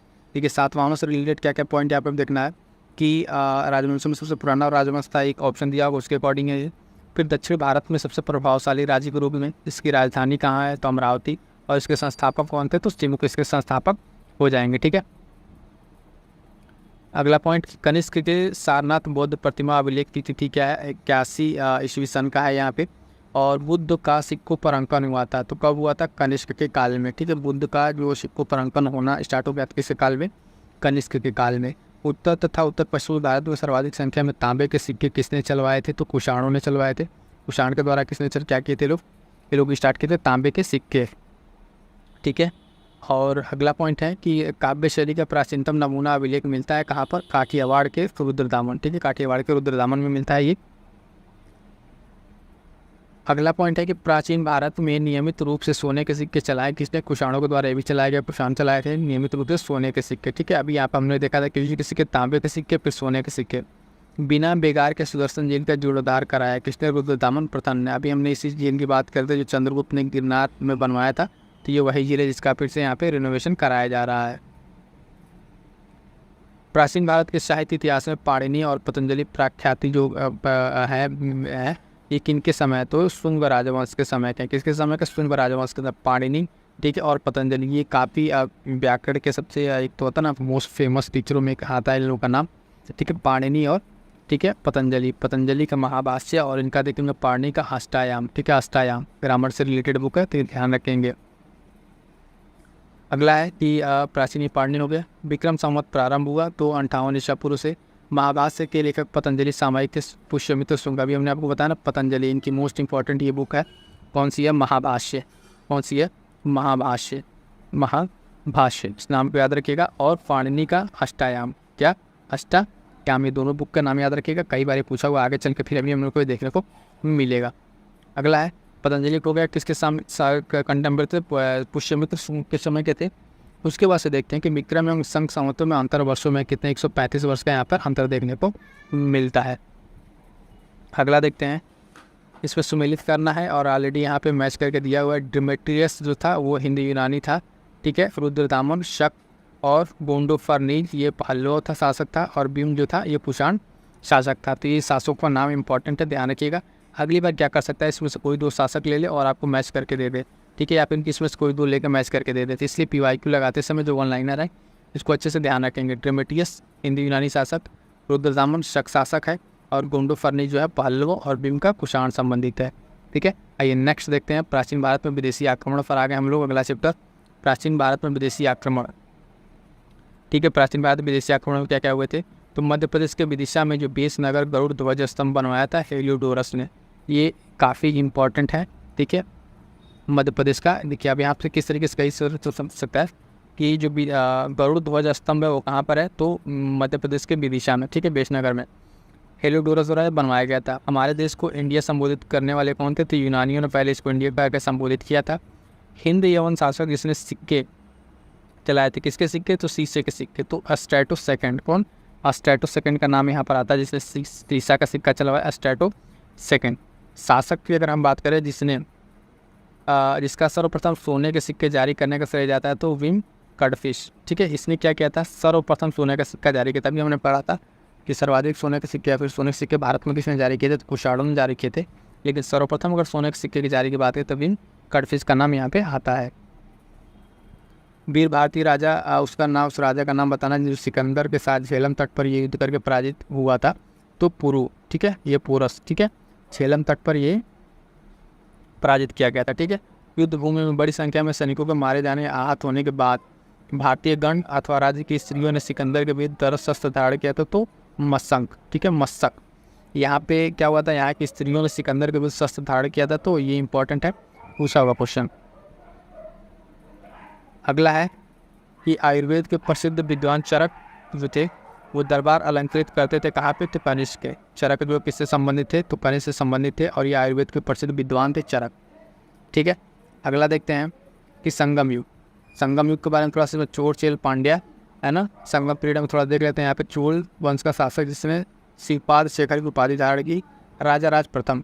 यहाँ पे वही प्रश्न है जो उत्तर प्रदेश की जो भी सारे एग्जाम्स उसमें पूछे हुए प्रश्न है, वही प्रश्नों के यहाँ पर हम लोग डिस्कस करना है, ठीक है। नेक्स्ट है यहाँ पे चोल वंश के शासक होगा सिकंदर। संगम ग्रंथ तोल्कापियम आधारित है, तो व्याकरण पर, काफ़ी इंपॉर्टेंट है, साउथ इंडियन के तोल्कापियम, ये व्याकरण पर आधारित है। तमिल ग्रंथ जिससे लघुवेद की संज्ञा दी गई है तो पुराल है। और शिल्पाधिकारम, शिल्पाधिकारम के लेखक कौन थे, तो इलंगो, कौन, इलंगो इसके लेखक हैं। और तृतीय संगम कहाँ हुआ था, तो मदुरई में। और बिद्रेश्वर मंदिर जो भगवान शिव का लगभग वर्ष लेखा से पुराना मंदिर समर्पित है, कहाँ पर है ये, तंजावुर में। कहाँ पर, तंजावुर में, क्लियर है। तो यहाँ तक तो हमने देख लिया इस सेशन में, ठीक है। यहाँ से हम देखेंगे दक्षिण भारत का इतिहास, इसमें देखेंगे चोल, चालुक्य और पल्लव, ठीक है। तो आइए देखते हैं वन बाय वन करके कौन कौन से क्वेश्चन हैं। पहला कह रहा है कि एक तरफ शासक दिया और दूसरी तरफ वर्ष दिया और इनकी सूची मिलान करनी है, कौन से शासक किस वर्ष में रहे हैं।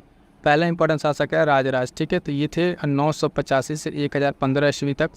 दूसरा है राजाधिराज प्रथम, ठीक है, 1044 से 1052 आप देख पा रहे हैं। और कुलोत्तुंग प्रथम, कौन, कुलोत्तुंग प्रथम 1070 से 1120, बहुत इंपॉर्टेंट शासक है कुलोत्तुंग प्रथम, नाम याद रखिएगा। विक्रम चोल, ठीक है, विक्रम चोल 1120 से 1133 ईस्वी तक, क्लियर है। नेक्स्ट देखेंगे अब क्या दिए हुए, कुछ राजवंश दिए हुए हैं और राजधानी। देखिए इस वाले सेक्शन में जो साउथ इंडियन है इसमें क्या है कि जो जो राजा होंगे उनका काल अनुक्रम यानी क्रोनोलॉजिकल आर्डर, और प्लस जो राज्य हैं वो, और उनके संस्थापक और राजधानी। यहाँ से सिंपल सा क्वेश्चन पूछ लेता है, कंफ्यूज नहीं होना, इंपॉर्टेंट क्वेश्चन बनते हैं यहाँ से। तो देखेंगे कि राजवंश है और राजधानी है। पल्लव राजवंश की राजधानी कहाँ थी, तो कांची, कहाँ, कांची, कांचीपुरम, ठीक है। कदम्ब काल का तो वनवासी, और पांड्या का था मदुरई, ठीक है, मदुरई, ठीक है। काकतीय की कहाँ थी, वारंगल, ठीक है, काकतीय कहाँ, वारंगल, क्लियर है। तो ये सारे इंपॉर्टेंट पॉइंट्स हैं किससे, साउथ इंडिया से रिलेटेड। आगे नेक्स्ट देखते हैं कौन कौन से पॉइंट्स पूछे गए हैं, उन सारे पॉइंट्स को देखते हैं। अगला कह रहा है पॉइंट कि नटराज की प्रसिद्ध जो कांस्य मूर्ति है वो एक उत्कृष्ट उदाहरण है, ठीक है। किस काल का उदाहरण है जो नटराज की जो मूर्ति है, वो देखेंगे कि चोल काल का, ठीक है, चोल काल का एक उत्कृष्ट उदाहरण है, ठीक है, प्रसिद्ध कांस्य मूर्ति। उसके बाद अगला पॉइंट कह रहा है कि वह राजवंश जो अपने शासन काल में ही अपना उत्तराधिकारी घोषित कर देते, तो ये थे चोल, ठीक है। चोल काल के राजा जो धृतराज थे अपने शासन काल में ही अपने उत्तराधिकारी का क्या करते थे, घोषणा कर देते थे, ताकि आगे चल के फिर उसमें कोई बहुत ज़्यादा लड़ाई ना हो। वह दक्षिण भारतीय राज्य जो नौ सैनिक शक्ति नवल पावर के लिए जाना जाता था, तो वो है चोल, ठीक है, ये चोल राज्य ही है जो अपनी नवल पावर के लिए जाना जाता था। अगला इंपॉर्टेंट पॉइंट है, देखिएगा कि चोल संगम, ठीक है, चोल गंगम है नामक बृहद कृत्रिम झील का नाम याद रखिएगा, चोल गंगम। इसको बनवाने का श्रेय किसको दिया जाता है, तो राजेंद्र को, ठीक है, राजेंद्र को दिया जाता है, राजा राजेंद्र को दिया जाता है। और नाम याद रखिएगा चोल गंगम, ठीक है। और ये बहुत बड़ी कृत्रिम एक झील है, इसको बनवाया था राजेंद्र ने। अगला पॉइंट है कि तंजौर के बृहदेश्वर मंदिर का निर्माण कराया था किसने, राजा राज प्रथम ने। बहुत ही इंपॉर्टेंट है तंजौर का जो बृहदेश्वर मंदिर है, भगवान शिव को डेडिकेटेड, लगभग 1015 साल पुरानी ये 1000 ईस्वी की है, ये 1000 लगभग 40 और 14 के आसपास की है। बहुत ही इंपॉर्टेंट है, अपने आप में एक अनूठा उदाहरण है। देखेंगे तंजौर का बृहदेश्वर मंदिर। चोलों का जो राज्य है वो किस क्षेत्र में फैला था, तो आप देखेंगे कोरोमंडल तट, ठीक है, दक्कन के कुछ भाग में फैला हुआ था, ठीक है, कोरोमंडल तट और दक्कन के कुछ भाग में क्या हुआ था, फैला हुआ था। अगला पॉइंट है कि चोल शासकों के शासनकाल में वरियम, ठीक चालुक्य वारियम उद्यान प्रशासन का कार्य देखता था। तो टोट्टा वारियम, कौन? टोट्टा वारियम, दो तीन तरह का वारियम होते हैं, उसी में से एक है वारियम उद्यान प्रशासन का कार्य देखने वाले को क्या कहते हैं? टोट्टा वारियम। अगला पॉइंट कह रहा है कि चालुक्यों की राजधानी थी, ठीक है, चालुक्यों की राजधानी पूछ रहा है, चालुक्यों की राजधानी क्या थी? तो वातापी, ठीक है, वातापी। इन सब का अगर आप इसी तरीके से शॉर्ट नोट्स अगर बना लेंगे तो बहुत ही बेहतर होगा आपके लिए बाद में रिवीजन करने के लिए, क्योंकि इसी तरीके से पॉइंट घूम फिर के आपको मिलेंगे और सिर्फ आपको प्रीलिम्स यहाँ पे क्लियर करना है, तो उस हिसाब पर्सपेक्टिव से सोचना है, बहुत ज़्यादा यहाँ पे इसमें करना नहीं है, ठीक है।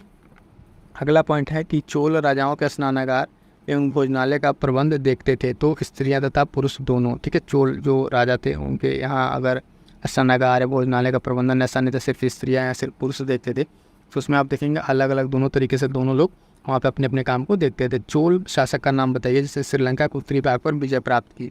तो राजा राजराज प्रथम, ठीक है, राजराज प्रथम जिसने श्रीलंका के उत्तरी भाग पर, ठीक है, क्या किया था? इसने विजय प्राप्त की थी। अगला पॉइंट है चोल साम्राज्य को अंततः समाप्त किया था, तो मलिक कफूर ने, ठीक है, मलिक कफूर चोल साम्राज्य को समाप्त कर दिया था। ये अलाउद्दीन खिलजी का सैन्य कमांडर था, तो नाम याद रखेंगे।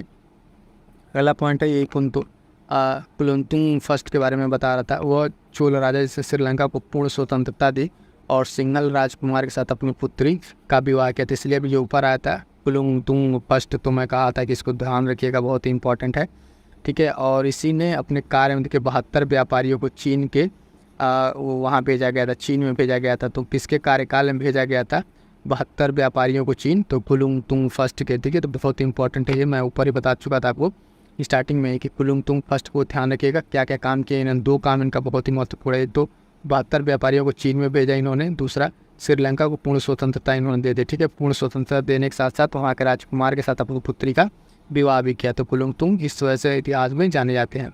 दक्षिण भारत का प्रसिद्ध तकुल्लम का युद्ध, ठीक है, हुआ था चोल एवं राष्ट्रकूटों को मध्य। मोस्ट इंपॉर्टेंट लगाएगा इस युद्ध को, कितनी बार ये पूछा हुआ है, मतलब हर एक एग्जाम में लगभग ये पूछ लेता है।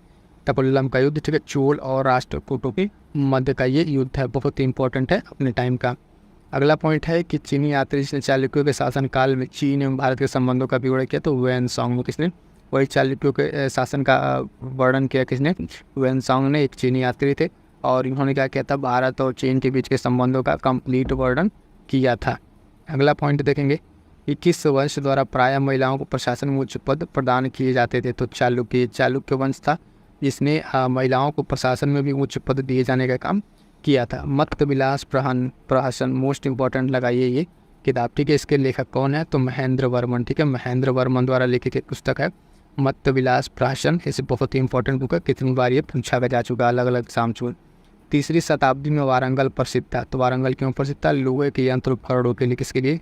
लोहे के यंत्र उपकरणों के लिए। अगर आप देखें तीसरी शताब्दी में प्रसिद्ध था कौन सा? वारंगल अपनी टाइम पे फेमस था। संस्कृत के कवि और नाटककार कालिदास का उल्लेख हुआ है पुलकेशिन सेकंड के एहोल अभिलेख में। यहाँ पे 2 पॉइंट है, ध्यान दीजिएगा। एक पॉइंट तो ये कि एहोल अभिलेख जो है, ठीक है, किससे संबंधित है? पुलकेशिन द्वितीय से संबंधित है। और संस्कृत के कवि जो कालिदास हैं, इनका उल्लेख किस में हुआ है? तो उसी के इसमें अभिलेख में हुआ है, जो पुलकेशिन द्वितीय का अभिलेख रहा है। क्लियर है? तो आई होप सो कि ये चीज़ आपको समझ में आ रही होगी। अगला पॉइंट देखेंगे, एक चालुक्य अभिलेख तिथि अंकन के शक संवत वर्ष 556 दिया हुआ है, इसका तुल्य वर्ष है, तो उससे कंटेम्प्रेरी पूछ रहा है, तो मतलब जो उसमें संवत दिया हुआ है उस हिसाब से बाकी इसमें वर्ष कितना होगा? तो 634 ईस्वी वर्ष जो है यहाँ पे होगा। प्रसिद्ध संस्कृत लेखक दंडिन अलंकृत करते थे, तो पल्लव की सभा को। दंडिन किसके उसमें राज्यसभा में रहते थे? तो ये पल्लवों की सभाओं में रहते थे। कौन थे? याद रखिएगा नाम इनका, दंडिन, ठीक है। पल्लव राजा जिसकी उपाधि राज सिंह थी, ठीक है, राज सिंह, किस पल्लव राजा ने उपाधि ली थी? तो नरसिंह वर्मन द्वितीय ने। किसने? नरसिंह वर्मन द्वितीय ने ये उपाधि ले रखी थी। अगला इंपॉर्टेंट है कि तंजौर का पित्तेश्वर मंदिर बना था, तो राजा राज के शासनकाल में बना था, ठीक है, राजा राज के शासनकाल में बना था। बहुत ही इंपॉर्टेंट ये मंदिर है, इसके बारे में हम लोग डिस्कस कर चुके हैं। अगला है, अभी आगे जब चैप्टर आएगा स्थापत्य वाला, ठीक है, स्थापत्य और साहित्यकार प्राचीन इतिहास का, तो उसमें सारा एक जगह आपको देखने को मिल जाएगा। फिलहाल यहाँ पे काल वाइज देख लीजिए। दक्षिण भारत के समुद्रगुप्त के समकालीन नरेश और उनके राज्य, तो धनंजय, इनका था जो है पुष्कलपुर। नीलराज का है अवमुक्त, ठीक है, नीलराज का क्या है? अवमुक्त है। उग्रसेन का पालक था और विष्णुगोपा को कांची, ठीक है, विष्णुगोपा को कांची। इसमें एक क्वेश्चन ये भी पूछा हुआ था एक टाइम पे कि समुद्रगुप्त ने किस दक्षिण शासक को हराया था, तो विष्णुगुप्त को। ये विष्णुगुप्त नाम अलग से याद रखिएगा, इनको जो है समुद्रगुप्त पराजित किया था, तो ये अलग से एक नाम ध्यान रखिएगा। क्लियर है। नेक्स्ट देखेंगे राज्य राजधानी राजवंश फिर से आ गया। पल्लव का कांची, पांड्या का मदुरा, ठीक है, यादव का देवगिरी और काकतीय का वारंगल, ठीक है। फिर आप देखेंगे अगर ऊपर के पीवाई किस मिलाएंगे, इसमें काकतीय और पल्लव दो आपको यहाँ पे रिपीटेड है, कांची, मदुरा, ठीक है, और वारंगल बस एक अलग से दे दिया, यादव दे दिया। तो इस तरीके से अगर उस टाइम आपने पीवाई को अच्छे से कर लिया होता, ठीक है, तो आगे आप इस तरह के क्वेश्चन गलत नहीं होंगे, ठीक है। अगला आप देखते हैं, नेक्स्ट हम लोग आ गए हैं गुप्त काल में, ठीक है। गुप्त काल में इसके बाद से एक और बचेगा गुप्तोत्तर काल, ठीक है, उसको कंप्लीट करते हैं। तो गुप्त काल में देखते हैं क्या क्या है। गुप्त काल अपने आप में ही एक अलग इतिहास समेटे हुए हैं, इम्पॉर्टेंट है, देखिएगा। मंदसौर प्रशस्ति उपलब्धियों का विवरण है किसके, तो मंदसौर प्रशस्ति जो उपलब्धियों का विवरण है ये कुमारगुप्त फर्स्ट के, ठीक है, किसके, कुमारगुप्त फर्स्ट के उपलब्धियों का विवरण है। शक विजय के संदर्भ में सबसे सबल प्रमाण नरेश की रजत मुद्राएं चंद्रगुप्त द्वितीय की, किसकी, चंद्रगुप्त द्वितीय की हैं। रजत सिक्का जारी करने वाला प्रथम शासक जो गुप्त शासक था वो कौन था, चंद्रगुप्त द्वितीय ही था। भारत का नेपोलियन के नाम से जाने जाने वाला समुद्रगुप्त, ठीक है, समुद्रगुप्त को क्या रखा था, भारत का नेपोलियन खाए थे। अपने आप में चारों पॉइंट जो है अपने आप में बहुत ही इंपॉर्टेंट है, ठीक है, एक से बढ़कर एक सारे पॉइंट्स हैं यहाँ पे, ठीक है, इंपॉर्टेंट है, ठीक है, तो ये चीज़ ध्यान रखिएगा। अगला पॉइंट देखेंगे, अगला पॉइंट कह रहा है कि शक विजेता के नाम से जाना जाता है, तो चंद्रगुप्त द्वितीय को शक विजेता के नाम से जाना जाता है। गुप्ता शासक जिसने पूर्णों को विजय प्राप्त की, पूर्व पर विजय प्राप्त की, तो स्कंदगुप्त, ठीक है, स्कंदगुप्त का नाम याद रखिएगा, इंपॉर्टेंट है। इसने हुणों के बैटलशिप को क्या क्या विफल किया, उनके आक्रमण को विफल किया था, तो स्कंदगुप्त। गुप्त स्वर्ण मुद्रा को क्या कहा जाता है, गुप्तों के जो स्वर्ण मुद्रा उसको दिनार कहा जाता है, ये भी पॉइंट इंपॉर्टेंट है, ध्यान रखिएगा। अगला पॉइंट देखेंगे कि गुप्त अभिलेखों में दिनार किसका वाचक है, तो कांस्य सिक्का, ठीक है, कांस्य सिक्का वही सिक्का है जिसको दिनार को कहा गया है। सती प्रथा का प्रथम अभिलेख साक्ष्य प्राप्त हुआ एरण से। एरण अभिलेख है एक तरह का, ठीक है, अभिलेख है जिसके बारे में पता चला, यहाँ से सती प्रथा के बारे में पहला अभिलेख पता चला। 437 से 38 ईस्वी के मंदसौर अभिलेख के एक भव्य सूर्य मंदिर के निर्माण का उल्लेख मिलता है, तो रेशम बुनकरों श्रेणी से, ठीक है, किस श्रेणी से मिलता है, तो रेशम बुनकरों श्रेणी से मिलता है। सारनाथ की भूमि स्पर्श वाली जो मुद्रा है बुद्ध की, वो कालांकित है, तो गुप्त काल से संबंधित है, किससे, गुप्त काल से संबंधित है। प्राचीन भारत में वह वंश जिससे शासन काल को स्वर्ण युग कहा जाता है, तो गुप्त काल है। गुप्त काल इसलिए इंपॉर्टेंट, देखेंगे इसको क्या कहा जाता है, स्वर्ण युग कहा जाता है। अगला पॉइंट है राजवंश गुरुओं का आक्रमण से अत्यंत विचलित हुआ था, तो गुप्त काल ही था, और उसमें स्कंदगुप्त ने इनको विफल कर दिया था गुरुओं के आक्रमण को। भाग और बलि क्या थे, तो उस टाइम गुप्ता काल में देखेंगे राजस्व के ये स्रोत है, एक तरह के टैक्स हैं, भाग और बलि अपने आप में एक तरह के क्या रिप्रेजेंट करते हैं, एक तरह के टैक्स कर को रिप्रेजेंट करते हैं। अधोलिखित में आप देखेंगे गुप्तकालीन स्वर्ण मुद्रा कौन सी है, तो वही फिर से दिनार है, ठीक है। और अगला पॉइंट है भारतीय दर्शन की प्रारंभिक शाखा, ठीक है, सांख्य, ठीक है, कौन सी है, सांख्य। भारतीय दर्शन की प्रारंभिक शाखा कौन सी है, सांख्य है। अगला है कर्म का सिद्धांत संबंधित है, तो मीमांसा से, किससे, मीमांसा से। और योग दर्शन के प्रतिपादक कौन थे, तो पतंजलि, कौन, पतंजलि थे इसके प्रतिपादक। अगला है इसी तरीके एक और दर्शन है न्याय दर्शन। न्याय दर्शन को प्रचारित किया था, तो किसने प्रचारित किया था, तो आप देखेंगे महर्षि गौतम ने प्रचारित किया था, किसको, न्याय दर्शन को। अगला पॉइंट है कि भारत में आस्तिक तथा नास्तिक संप्रदायों ये विभेदक लक्षण है, ठीक है, भारत में आस्तिक तथा नास्तिक संप्रदायों में विभेदक लक्षण है वेदों की प्रामाणिकता के आस्था के आधार पर, ठीक है। अगला पॉइंट है कि कामरूप में वैष्णव धर्म को लोकप्रिय किसने बनाया, तो शंकरदेव ने, किसने, शंकरदेव ने इसको लोकप्रिय बनाया, तो बहुत इंपॉर्टेंट है, ध्यान रखिएगा। कामरूप में वैष्णव धर्म को लोकप्रिय बनाया शंकरदेव ने। बीज गणित के क्षेत्र में अगर बात करें विशेष रूप से योगदान किसने दिया, तो भास्कर ने, किसने, भास्कर की एक बुक है लीलावती, ठीक है, लीलावती, ध्यान रखिएगा, बहुत ही इंपॉर्टेंट है। अगला है कालिदास द्वारा रचित मालकाव्यमित्र का, जिसका नायक जो है अग्निमित्र था, ठीक है, अग्निमित्र। और एक और उसकी लड़की थी जिसकी प्रेम कहानी है ये मालकाव्यमित्र, ठीक, इन दोनों के नाम पे ये कहानी है। कायस्थ जाति का सर्वप्रथम उल्लेख किया गया है, तो याज्ञवल्क्य में, ठीक है, याज्ञवल्क्य में कायस्थ जाति का सबसे सर्वप्रथम उल्लेख किया गया है। अगला पॉइंट है कि दास मुक्ति के अनुष्ठान का विधान सर्वप्रथम किया था, तो नारद ने किया था। और पुण्यवर्धन भुक्ति अवस्थित है, ठीक है, कहाँ स्थित है, तो उत्तर बंगाल में। कहाँ पर ये, उत्तर बंगाल में स्थित है। गुप्त काल में उत्तर भारतीय व्यापार संचालित होता था, तो कहाँ से? ताम्रलिपि बंदरगाह से। कहाँ से? ताम्रलिपि बंदरगाह, मोस्ट इंपॉर्टेंट लगाइएगा। गुप्त काल का जो उत्तर का जो भारतीय व्यापार था, उत्तर भारत का व्यापार था, वो यहाँ से क्या होता था, आप देखेंगे संचालित होता था। अगला है फिर से, इस सती प्रथा का प्रथम अभिलेख प्राप्त हुआ था, तो एरड़ से, वही एरड़ अभिलेख। कुमारगुप्त के मंदसौर अभिलेख में श्रेणी का उल्लेख है रेशम बुनकरों का, वही रेशम बुनकर जिसका भी सूर्य मंदिर बनते टाइम उसका मेंशन किया गया था अभी। और मंदसौर अभिलेख किससे संबंधित है, तो ये भी आप ध्यान देंगे किससे, कुमारगुप्त फर्स्ट से संबंधित है। ठीक है। चांदी के सिक्के जारी करने वाला प्रथम गुप्त शासक कौन था, तो चंद्रगुप्त द्वितीय। और समुद्रगुप्त के प्रयाग प्रशस्ति वाला जो स्तंभ है उस पर किसका अभिलेख मिलता है, तो जहांगीर का। ये एक मुगल शासक है, इसका आप देखेंगे, इसके प्रयाग प्रशस्ति वाले पे इसका भी नाम देखने को मिलता है। ठीक है। अगला है कि वह गुप्त शासक जिसने पहली बार अभिलेख जारी करने का दायित्व दिया जाता है, तो समुद्रगुप्त। और लास्ट स्वर्ण गुप्त काल का देखेंगे गुप्त शासक जिसको भारत का नेपोलियन कहा जाता है, एक बार देख चुके हैं, समुद्रगुप्त को। इस तरीके से कंप्लीट हो गया हमारा गुप्ता काल। अब आ जाते हैं हम लोग गुप्तोत्तर काल पे। ठीक है। गुप्तोत्तर, गुप्ता के बाद का गुप्तोत्तर, पोस्ट गुप्ता है। यहाँ पे जो महत्वपूर्ण इंपॉर्टेंट पॉइंट्स हैं उन सबको हम लोग कंप्लीट कर लेते हैं। ठीक है। इस तरीके से पूरा ये टॉपिक कंप्लीट हो जाएगा। बाणभट्ट ने हर्षचरित्र में किस मौर्य कालीन शासक का उल्लेख किया है, तो हम देखेंगे बृहद्रथ का। किसका? बृहद्रथ का उल्लेख किया है किसने? बाणभट्ट ने अपने हर्षचरित्र में। अगला है कुछ विदेशी यात्री हैं और इनका कालानुक्रम है जो मैच कराना है, तो ऑलरेडी इसमें मैच है, विदेशी यात्री देखेंगे। ठीक है। विदेशी यात्री और त्रव्य भारत भ्रमण। ठीक है। विदेशी यात्री भारत भ्रमण, तो फाहियान भारत कब आया था, 399 से 414 ईस्वी के मध्य आया था। अगला नाम है साथियों ओवेन सन, 629 से 645 ईस्वी तक। और हित सिंह जो है 671-72 से 693 ईस्वी तक। अल मसूदी के बारे में अगर बात करें तो 915 से 916 ईस्वी तक आया था। ठीक है। अगला पॉइंट देखते हैं इसमें कि राजा जिनको जनता द्वारा प्रत्यक्ष चुना गया, कौन से ऐसे राजा जिनको प्रत्यक्ष चुना गया था, तो गोपाल, नंदीवर्मन और पल्लव वम्मल। ये 3 ऐसे राजा हैं जिनको जनता द्वारा क्या किया था, प्रत्यक्ष रूप से चुना गया था। स्तूप जिसमें आर्य स्तंभ की विशेषताएं प्राप्त होती हैं, तो ये अमरावती का स्तूप है। मोस्ट इंपॉर्टेंट लगा लीजिएगा इसको, पॉइंट को इंपॉर्टेंट है कि जिसमें आर्य स्तंभ की विशेषताएं प्राप्त होती हैं तो अमरावती स्तूपा है। स्तूप जिसमें आर्य स्तंभ वाले मंच की विशेषताएं हैं, तो अमरावती और नागार्जुन कोंडा। ठीक है। कौन? अमरावती और नागार्जुनी कोंडा।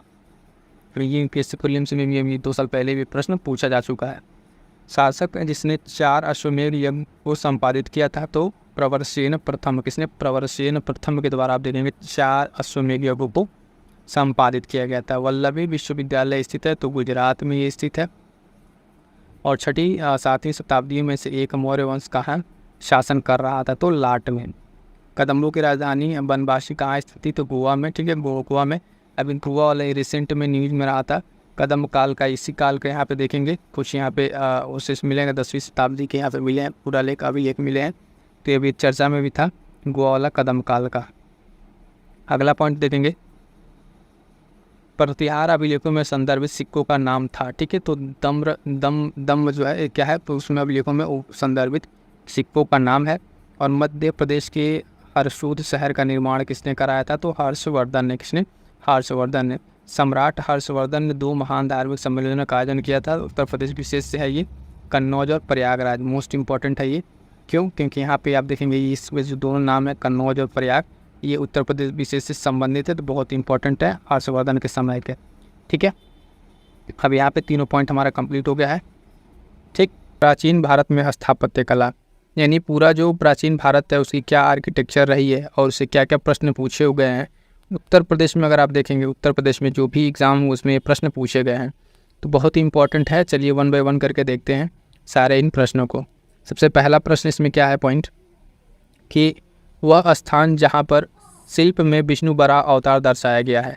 ठीक है। तो वह स्थान कौन सा है जहाँ पर शिल्प में विष्णु का बराह अवतार दर्शाया गया है, तो उदयगिरी गुफा। ठीक है। उदयगिरी गुफा कहाँ पर? विदिशा एमपी में। तो ये बहुत ही इंपॉर्टेंट है, ध्यान रखिएगा। क्वेश्चन भी बन सकता है कि विष्णु का बराह अवतार वाला मंदिर कहाँ पर है, तो उदयगिरी गुफा। उदयगिरी गुफा कहाँ पर है, तो विदिशा में। सिंपल से दे देगा मैच द फॉलोइंग करके भी कि उदयगिरी गुफा कहाँ पर है, तो विदिशा में है। ठीक है। मेहरौली के लौह स्तंभ लेख में उल्लिखित राजा का नाम है, यानी मेहरौली का जो लौह स्तंभ है उसमें कौन से राजा का नाम उल्लिखित है, तो उसमें चंद्र का नाम उल्लिखित है। ठीक है। नेक्स्ट पॉइंट है कि मिलिंद पन्हो, ठीक है, राजा मिलिंद तथा बौद्ध भिक्षु के मध्य एक संवाद के रूप में है, वह भिक्षु कौन थे? तो नागसेन। ये आप देखेंगे पॉइंट बहुत ही इंपॉर्टेंट है, पीछे में कई बार ये पूछा गया, ROR में पूछा गया है कि ये मिलिंद पन्हो है और राजा मिलिंद और वह एक बौद्ध भिक्षु के बीच के संवाद है, नागसेन के बीच के संवाद है, बहुत ही इंपॉर्टेंट है ये। एलोरा में गुफाएं शैलकृत मंदिर हैं तो किसके? हिंदुओं, बौद्धों और जैनों, ये तीनों धर्मों के वहाँ पर आपको देखने को मिल जाएगा। एलोरा में ये तीनों गुफाएं आपको मिल जाएंगी, उसमें गुफाओं के अलग अलग नंबरिंग भी है तो उतना इंपॉर्टेंट नहीं है, लेकिन ये ध्यान दीजिएगा तीनों धर्मों के आप देखेंगे यहाँ पे शैलकृत मंदिर आप देखने को मिल जाएंगे। अगला पॉइंट है कि अजंता और एलोरा की गुफाएं हैं तो कहाँ पर स्थित है अजंता और एलोरा गुफाएं? तो आप देखेंगे महाराष्ट्र में। कहाँ पे? महाराष्ट्र में स्थित है ये गुफाएं। अगला इंपॉर्टेंट पॉइंट है कि मीनाक्षी मंदिर, ठीक है, मीनाक्षी मंदिर स्थित है तो कहाँ पे? मदुरई में, बहुत ही फेमस मंदिर है ना। तो कहाँ पर है ये? तो मदुरई में है। महाबलीपुरम का सप्त रथ जो मंदिर है वो बनवाया गया था, किसके द्वारा बनवाया गया था? तो नरसिंह वर्मन के द्वारा बनवाया गया था। नोट कीजिएगा, बहुत ही इंपॉर्टेंट पॉइंट है कि महाबलीपुरम जो सप्तरथ मंदिर है वो बनवाया गया किसके द्वारा? नरसिंह वर्मन के द्वारा। क्लियर है। नेक्स्ट है कि महाबलीपुरम में जो रथ मंदिरों का निर्माण कराया गया था वो कौन शासक थे? तो पल्लव शासक थे, ठीक है, यानी पल्लव शासक नरसिंह वर्मन के द्वारा कराया गया है। तो 2 पॉइंट आप यहाँ देखेंगे बहुत इंपॉर्टेंट। पहली चीज़ की अगर पूछे कि महाबलीपुरम के जो मंदिर है उनको किस शासकों ने बनवाया? तो पल्लव शासकों ने, और उस पल्लव शासक में कौन सा शासक है? तो नरसिंह वर्मन, ठीक है, इसके द्वारा बनवाया गया था। हीनयान अवस्था का विशालतम एवं सर्वाधिक विकसित शैलकृत चैत्यगृह स्थित है तो ये कहाँ पर है? ठीक है, हीनयान का स्पेशली देखिए पूछ रहा है, हीनयान का जो सर्वाधिक विकसित शैलकृत चैत्यगृह है वो कहाँ पर है? कार्ले। ये ROR का क्वेश्चन है, बहुत ही इंपॉर्टेंट है। कार्ले महाराष्ट्र में ये स्थित है, ठीक है, महाराष्ट्र में ध्यान दीजिएगा चीज़ें स्थित है। अगला है कि 100, ठीक है, 100 से अधिक बौद्ध गुफाएं हैं वह केंद्र है। कौन सा ऐसा केंद्र जहाँ पर 100 से अधिक बौद्ध गुफाएं हैं? तो आपको मिलेगा कान्हेरी में, ठीक है, कौन सी जगह है? कान्हेरी की गुफा में आपको मिलेगा। वह शैलकृत गुफा जिसमें 11 सिरों के बोधिसत्व का अंकन मिलता है तो भी कान्हेरी की गुफा है, बहुत ही इंपॉर्टेंट ये गुफा है। क्लियर है। नेक्स्ट पॉइंट देखेंगे कि सोमपुर महाविहार का निर्माण कराया था, किस शासक ने सोमपुर महाविहार का निर्माण कराया था? तो आप देखेंगे धर्मपाल ने, ठीक है, धर्मपाल ने कराया था सोमपुर महावीर का निर्माण। अगला पॉइंट है कि गांधार कला शैली एक संश्लेषण है तो किसका है? भारतीय तथा यूनानी कला का। किसका? भारतीय तथा यूनानी कला का एक संश्लेषण है, कौन सा? गांधार शैली। सांची के महा स्तूप जो है 4 तोड़ों में से किस एक का निर्माण सर्वप्रथम हुआ है? तो दक्षिणी। जो सांची का महास्तूप आप देखेंगे उसमें 4 तोड़ है तो उसमें से सबसे पहले किसका निर्माण हुआ था? तो ये पूछ रहा है, तो दक्षिणी का सबसे निर्माण पहले हुआ है। अगला पॉइंट है सोनगिरी, जहाँ 108 जैन मंदिर बने हुए हैं, ये कहाँ पर स्थित है? तो दतिया में, ठीक है, दतिया में ये स्थित है। दतिया जगह का नाम है, यहाँ पे स्थित है, जहाँ 108 जैन मंदिर बने हुए हैं। दिलवाड़ा जैन मंदिर स्थित है तो राजस्थान में, ठीक है, दिलवाड़ा जैन मंदिर बहुत ही फेमस मंदिर है, माउंट आबू पर स्थित है ये, ठीक है, तो इसका नाम आप ध्यान रखिएगा, दिलवाड़ा जैन मंदिर कहाँ पर? राजस्थान में, बहुत ही इंपॉर्टेंट है ये, पूछा हुआ प्रश्न सारा तो आप देख ही रहे हैं। उसके बाद से उड़ीसा में कोणार्क मंदिर का निर्माण करवाया था किसके द्वारा? राजा नरसिंह देव प्रथम, ठीक है, राजा नरसिंह देव प्रथम के द्वारा हम देखते हैं कि उड़ीसा में कोणार्क मंदिर का निर्माण करवाया गया था। उसके बाद से द्रविड़ शैली के मंदिरों में गोपुरम से तात्पर्य क्या है? यानी द्रविड़ शैली की जो मंदिर है उसमें गोपुरम का तात्पर्य क्या है? तोरण के ऊपर जो बने अलंकृत बहुमंजिल भवन है उससे इसका तात्पर्य देखा जाता है। अगला पॉइंट है कि भुवनेश्वर तथा पुरी के मंदिर किस शैली में निर्मित है? तो देखेंगे नागर शैली में। किस शैली में? नागर शैली। भुवनेश्वर तथा पुरी के मंदिर जो है नागरा शैली में विकसित हैं। मंदिरों के निर्माण की आप 2-3 शैलियाँ देखते हैं, नागर शैली, पेशर शैली, ठीक है, तो ये सब शैलियाँ कुछ फेमस है, महत्वपूर्ण है। गुफा त्रिमूर्ति के लिए विख्यात है तो कौन सी जगह? एलिफेंटा। एलिफेंटा की जगह को आप याद रखेंगे, किसके लिए? गुफा त्रिमूर्ति के लिए फेमस है, ठीक है। अगला पॉइंट देखेंगे, अगला पॉइंट कह रहा है कि चित्रगुप्त स्वामी मंदिर, जिसे चित्रगुप्त का एकमात्र मंदिर माना जाता है, वो स्थित है कहाँ पर? कांची में स्थित है, ठीक है। चित्रगुप्त स्वामी का मंदिर कहाँ पर स्थित है? कांची में। ओंकार वाटिका जो विष्णु मंदिर है, ठीक है, कहाँ स्थित है? तो बहुत ही महत्वपूर्ण, कंबोडिया में स्थित है ओंकार वाट, ठीक है। ये अंकोर वाट का जो मंदिर है, विष्णु मंदिर, बहुत ही इंपॉर्टेंट फेमस मंदिर है, ये विष्णु का मंदिर है और ये कहाँ पर? कंबोडिया में स्थित है। दक्षिण भारत के भगवान रंगनाथ था, ठीक है, जिन्हें भगवान वेंकटेश भी कहते हैं, उनका मंदिर कहाँ स्थित है? तो तिरुमल्ला पहाड़ी में। कहाँ पे? तिरुमल्ला पहाड़ी में स्थित है, ठीक है। दक्षिण भारत के भगवान कहे जाते हैं, ठीक है, इनको भगवान वेंकटेश भी कहा जाता है, तिरुमल्ला पहाड़ी पर ये स्थित है। एलिफेंटा के प्रसिद्ध शैल जो है उसको काटकर बनाए गए मंदिरों का श्रेय दिया जाता है। तो पल्लव शासकों का भी हमने ऊपर देखा है, एलिफेंटा गुफा पल्लव शासकों द्वारा बनवाया गया है। चित्तौड़ का कीर्ति स्तंभ बहुत ही इंपॉर्टेंट, चित्तौड़ का कीर्ति स्तंभ का निर्माण हुआ था किसके शासनकाल में? राणा कुंभा के शासनकाल में इसका निर्माण हुआ था, चित्तौड़ का कीर्ति स्तंभ। अगला देखेंगे, शैलकृत स्थापत्य आश्चर्य माना जाता है कैलाश मंदिर एलोरा। ठीक है, कैलाश मंदिर एलोरा को माना जाता है, बहुत ही इंपॉर्टेंट है, ध्यान दीजिएगा। तो अब यहाँ पर हम इसमें देख रहे हैं जो प्राचीन आपका इतिहास है, ठीक है, प्राचीन इतिहास का कंप्लीट स्थापत्य कला इसमें हम लोग कंप्लीट करने वाले हैं। जो भी यहाँ से प्रश्न बने सारे के सारे कंप्लीट हम लोग करने वाले हैं। नेक्स्ट देखेंगे कि वह मंदिर जिसके परिसर में एक भारी भरकम नंदी की मूर्ति है, जिसे भारत की विशालतम नंदी मूर्ति माना जाता है। तो बृहदेश्वर मंदिर, ठीक है, बृहदेश्वर मंदिर तंजौर का ये मंदिर है, बहुत ही फेमस मंदिर है और बहुत ही पुराना मंदिर है। अगला पॉइंट है कि चट्टानों काटकर महाबलीपुरम मंदिर का निर्माण जो है कराया गया था। फिर वही पॉइंट है, एक रिपीटेड पॉइंट है। तो पल्लव शासकों द्वारा वह स्थान जहाँ राष्ट्रकूटों तथा एलोरा पहाड़ियों से निर्मित गुफा मंदिर स्थित है, तो औरंगाबाद महाराष्ट्र। ये पॉइंट याद रखिएगा कि जहाँ पे एलोरा की पहाड़ियाँ हैं वो कहाँ पे? औरंगाबाद महाराष्ट्र है। और ये जो एलोरा की पहाड़ियाँ हैं यहाँ पर गुफा चित्रकारी की गई है, ये राष्ट्रकूटों के द्वारा बनवाया गया है। गोविंद महल जो हिंदू वास्तुकला का अप्रथम उदाहरण है, स्थित है कहाँ पे? भी दतिया में स्थित है। खजुराहो मंदिर का निर्माण करवाया था, तो चंदेल शासकों के द्वारा इसका निर्माण करवाया गया था। क्लियर है? आइए नेक्स्ट कुछ पॉइंट देखते हैं। अगला कह रहा है कि कोणार्क मंदिर संबंधित है, कोणार्क मंदिर सूर्यदेव से संबंधित है। कोणार्क मंदिर आप देखेंगे उड़ीसा में स्थित है और ये विश्व धरोहर स्थल में भी शामिल है। द्रविड़ शैली में बना हुआ शिखर, द्रविड़ शैली में बना हुआ शिखर कौन सा है? तो ग्वालियर के तेली मंदिर, ग्वालियर का तेली मंदिर है, उसका जो शिखर आप देखेंगे वो द्रविड़ शैली में बना हुआ है। ठीक है, अगला पॉइंट देखेंगे कि अजंता की चित्रकारी दर्शाती है तो जातक कथाओं को ये दर्शाती है। अजंता की चित्रकारी क्या दर्शाती है? तो जातक कथाओं को दर्शाती है। ठीक, नेक्स्ट पॉइंट है हमारे पास, खजुराहो में मंदिरों का निर्माण करवाया था। खजुराहो में मंदिरों का निर्माण किस द्वारा? चंदेलों के द्वारा। और बौद्ध, हिंदी एवं जैन शैल की गुफाएं स्थित है एक समान, तो एलोरा वाला भी ये पॉइंट हम लोग देख चुके हैं। क्वेश्चन को बस थोड़ा सा दूसरे लैंग्वेज में घुमा के पूछा हुआ है। अभी यहाँ पे दे रहा है कुछ सुमेलित करना है हमें, ऑलरेडी सुमेलित है। स्तूप जो है सांची का स्तूप, चित्रकारी बाघ चित्रकारी, ठीक है, कनिष्क की सिरविहीन मूर्ति मथुरा में, और दशावतार मंदिर देवगढ़, ठीक है, देवगढ़ झांसी यूपी में ये स्थित है। बहुत इंपॉर्टेंट है यूपी स्पेशल के हिसाब से ये क्वेश्चन बार बार कराया जाता है और इंपॉर्टेंट है, यूपी स्पेशल में क्वेश्चन पूछा जाता है। तो ये चारों ध्यान रखिएगा, स्तूप सांची, चित्रकारी बाघ, ठीक है, और कनिष्क की जो सिरविहीन मूर्ति है वो मथुरा, ठीक है, और दशावतार मंदिर देवगढ़ झांसी। क्लियर है? तो यहाँ तक आप देखते हैं कि जो भी प्राचीन स्थापत्य कला है वो हम लोग यहाँ पे कंप्लीट कर चुके हैं। ठीक है, कि प्राचीन साहित्य एवं साहित्यकार, ठीक है, एंशिएंट जो लिटरेचर है और उसके राइटर हैं, बहुत ही महत्वपूर्ण टॉपिक ये भी है, यहाँ से प्रश्न पूछे जाते हैं तो इसको हम लोग कवर अप करते हैं। जो भी यहाँ से प्रश्न पूछे गए हैं प्राचीन इतिहास और साहित्यकार से, इसको देखते हैं। सबसे पहला यहाँ दिया हुआ सुमेलित करने को दिया हुआ है और इसमें कह रहा है कि एक तरफ पुस्तक है और एक तरफ लेखक है। तो ऑलरेडी ये सुमेलित है, आप देखेंगे रास पंचाध्यायी ये पुस्तक का नाम है और इसको लिखा गया है नंददास के द्वारा। किसके द्वारा? नंददास के द्वारा लिखा हुआ है। और चैतन्य भागवत आप देखेंगे तो वृंदावन दास के द्वारा लिखा हुआ चैतन्य भागवत बुक का नाम है। चैतन्य मंगल की बात करेंगे तो जयनंदा, और भक्ति रत्नाकर जो किताबें लिखा हुआ है नरहरि चक्रवर्ती के द्वारा। तो ये बहुत ही इंपॉर्टेंट बुक्स हैं कुछ प्राचीन इतिहास की, जिन्हें आप एक पर्टिकुलर नोट्स बना कर नोट कर लीजिएगा। ये सारे क्वेश्चन पूछे हुए हैं, यहीं से आपको फिर से बनते हैं क्वेश्चन।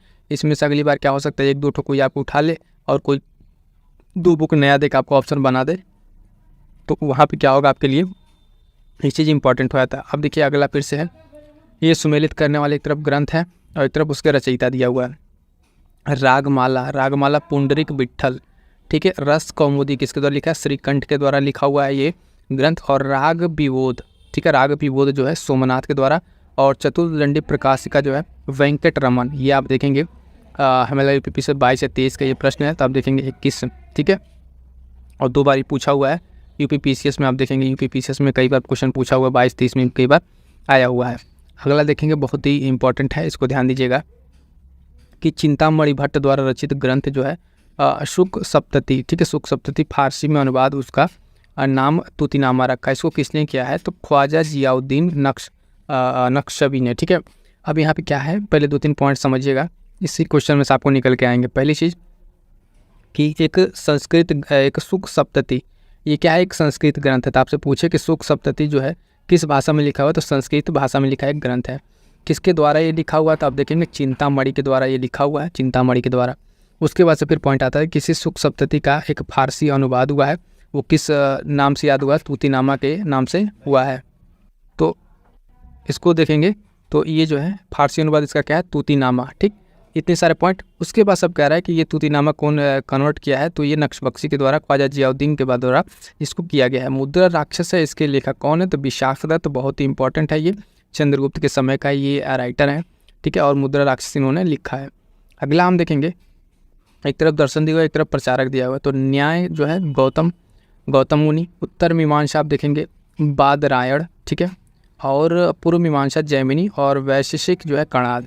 तो ये कुछ प्रमुख भारतीय प्राचीन इतिहास के कुछ आप देखेंगे यहाँ पे दर्शन हैं जिसके अलग अलग प्रचारक रहे हैं। तो प्रचारकों का नाम हमें याद रखना है। ठीक है, फिलहाल इतना जो दिया हो इसको आप ध्यान में रखेंगे। अगला पॉइंट है कि चरक संहिता में अध्याय और खंडों को विभाजित किया गया। जो चरक संहिता है इसमें अध्याय और खंडों को विभाजित किया गया, तो 120 अध्याय और 8 खंड में इसको विभाजित किया गया है, चरक संहिता। ठीक है, चरक संहिता बहुत ही इंपॉर्टेंट ये बुक है, इसको आप अध्याय और खंड में बांटा गया है। बौद्ध साहित्य में आप देखेंगे थेरी गाथा, बौद्ध साहित्य में थेरी गाथा निकाय से संबंधित है। तो खुद्दक निकाय, कौन निकाय? खुद्दक निकाय संबंधित है। फिर से आएगा इंपॉर्टेंट रिपीटेड क्वेश्चन, मुद्रा राक्षस के लेखक विशाख दत्त हम लोग अभी देख चुके हैं। और 10 कुमार चरितम, बहुत ही फेमस ये एक रचना है।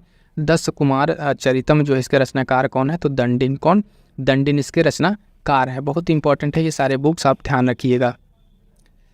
अगला है कि the root of ancient India, the root of ancient India के लेखक कौन है? तो W.A. Fairservis. ठीक है, इसके लेखक है, ये नाम याद रखिएगा। कल्याण की राजत रंगड़ी को आगे बढ़ाया तो किसने? जैनराज एवं श्रीवर ने। किसने? जैनराज एवं श्रीवर ने। तो आप ध्यान दीजिएगा, जब यहाँ पे क्वेश्चन पूछेगा कि राजत रंगड़ी को किसके द्वारा लिखा गया था, अगर ऑप्शन में आपको कल्हड़, ठीक है, ये तो जनरली हम जानते हैं लोग कल्हड़, लेकिन उसके साथ साथ अगर आपको जैनराज और श्रीवर भी ऑप्शन में दे दे और 1 2 3 4 करके दे दे ऐसे मिला के, तो आपको तीनों मिला के इसको आंसर लगाना है, क्योंकि बहुत ही इंपॉर्टेंट है। और सिर्फ कल्हड़ के द्वारा नहीं कंप्लीट किया गया, आगे बढ़ाया गया जैनराज और श्रीवर के द्वारा। प्राचीन काल के महान विधि निर्माता थे, तो मनु थे ये विधि निर्माता।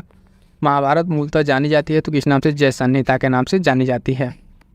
ठीक है, अगला देखेंगे, महान जैन विद्वान हेमचंद्र किस सभा को अलंकृत करते थे, यानी किस सभा में वो रहते थे? तो कुमारपाल की सभा में रहते थे।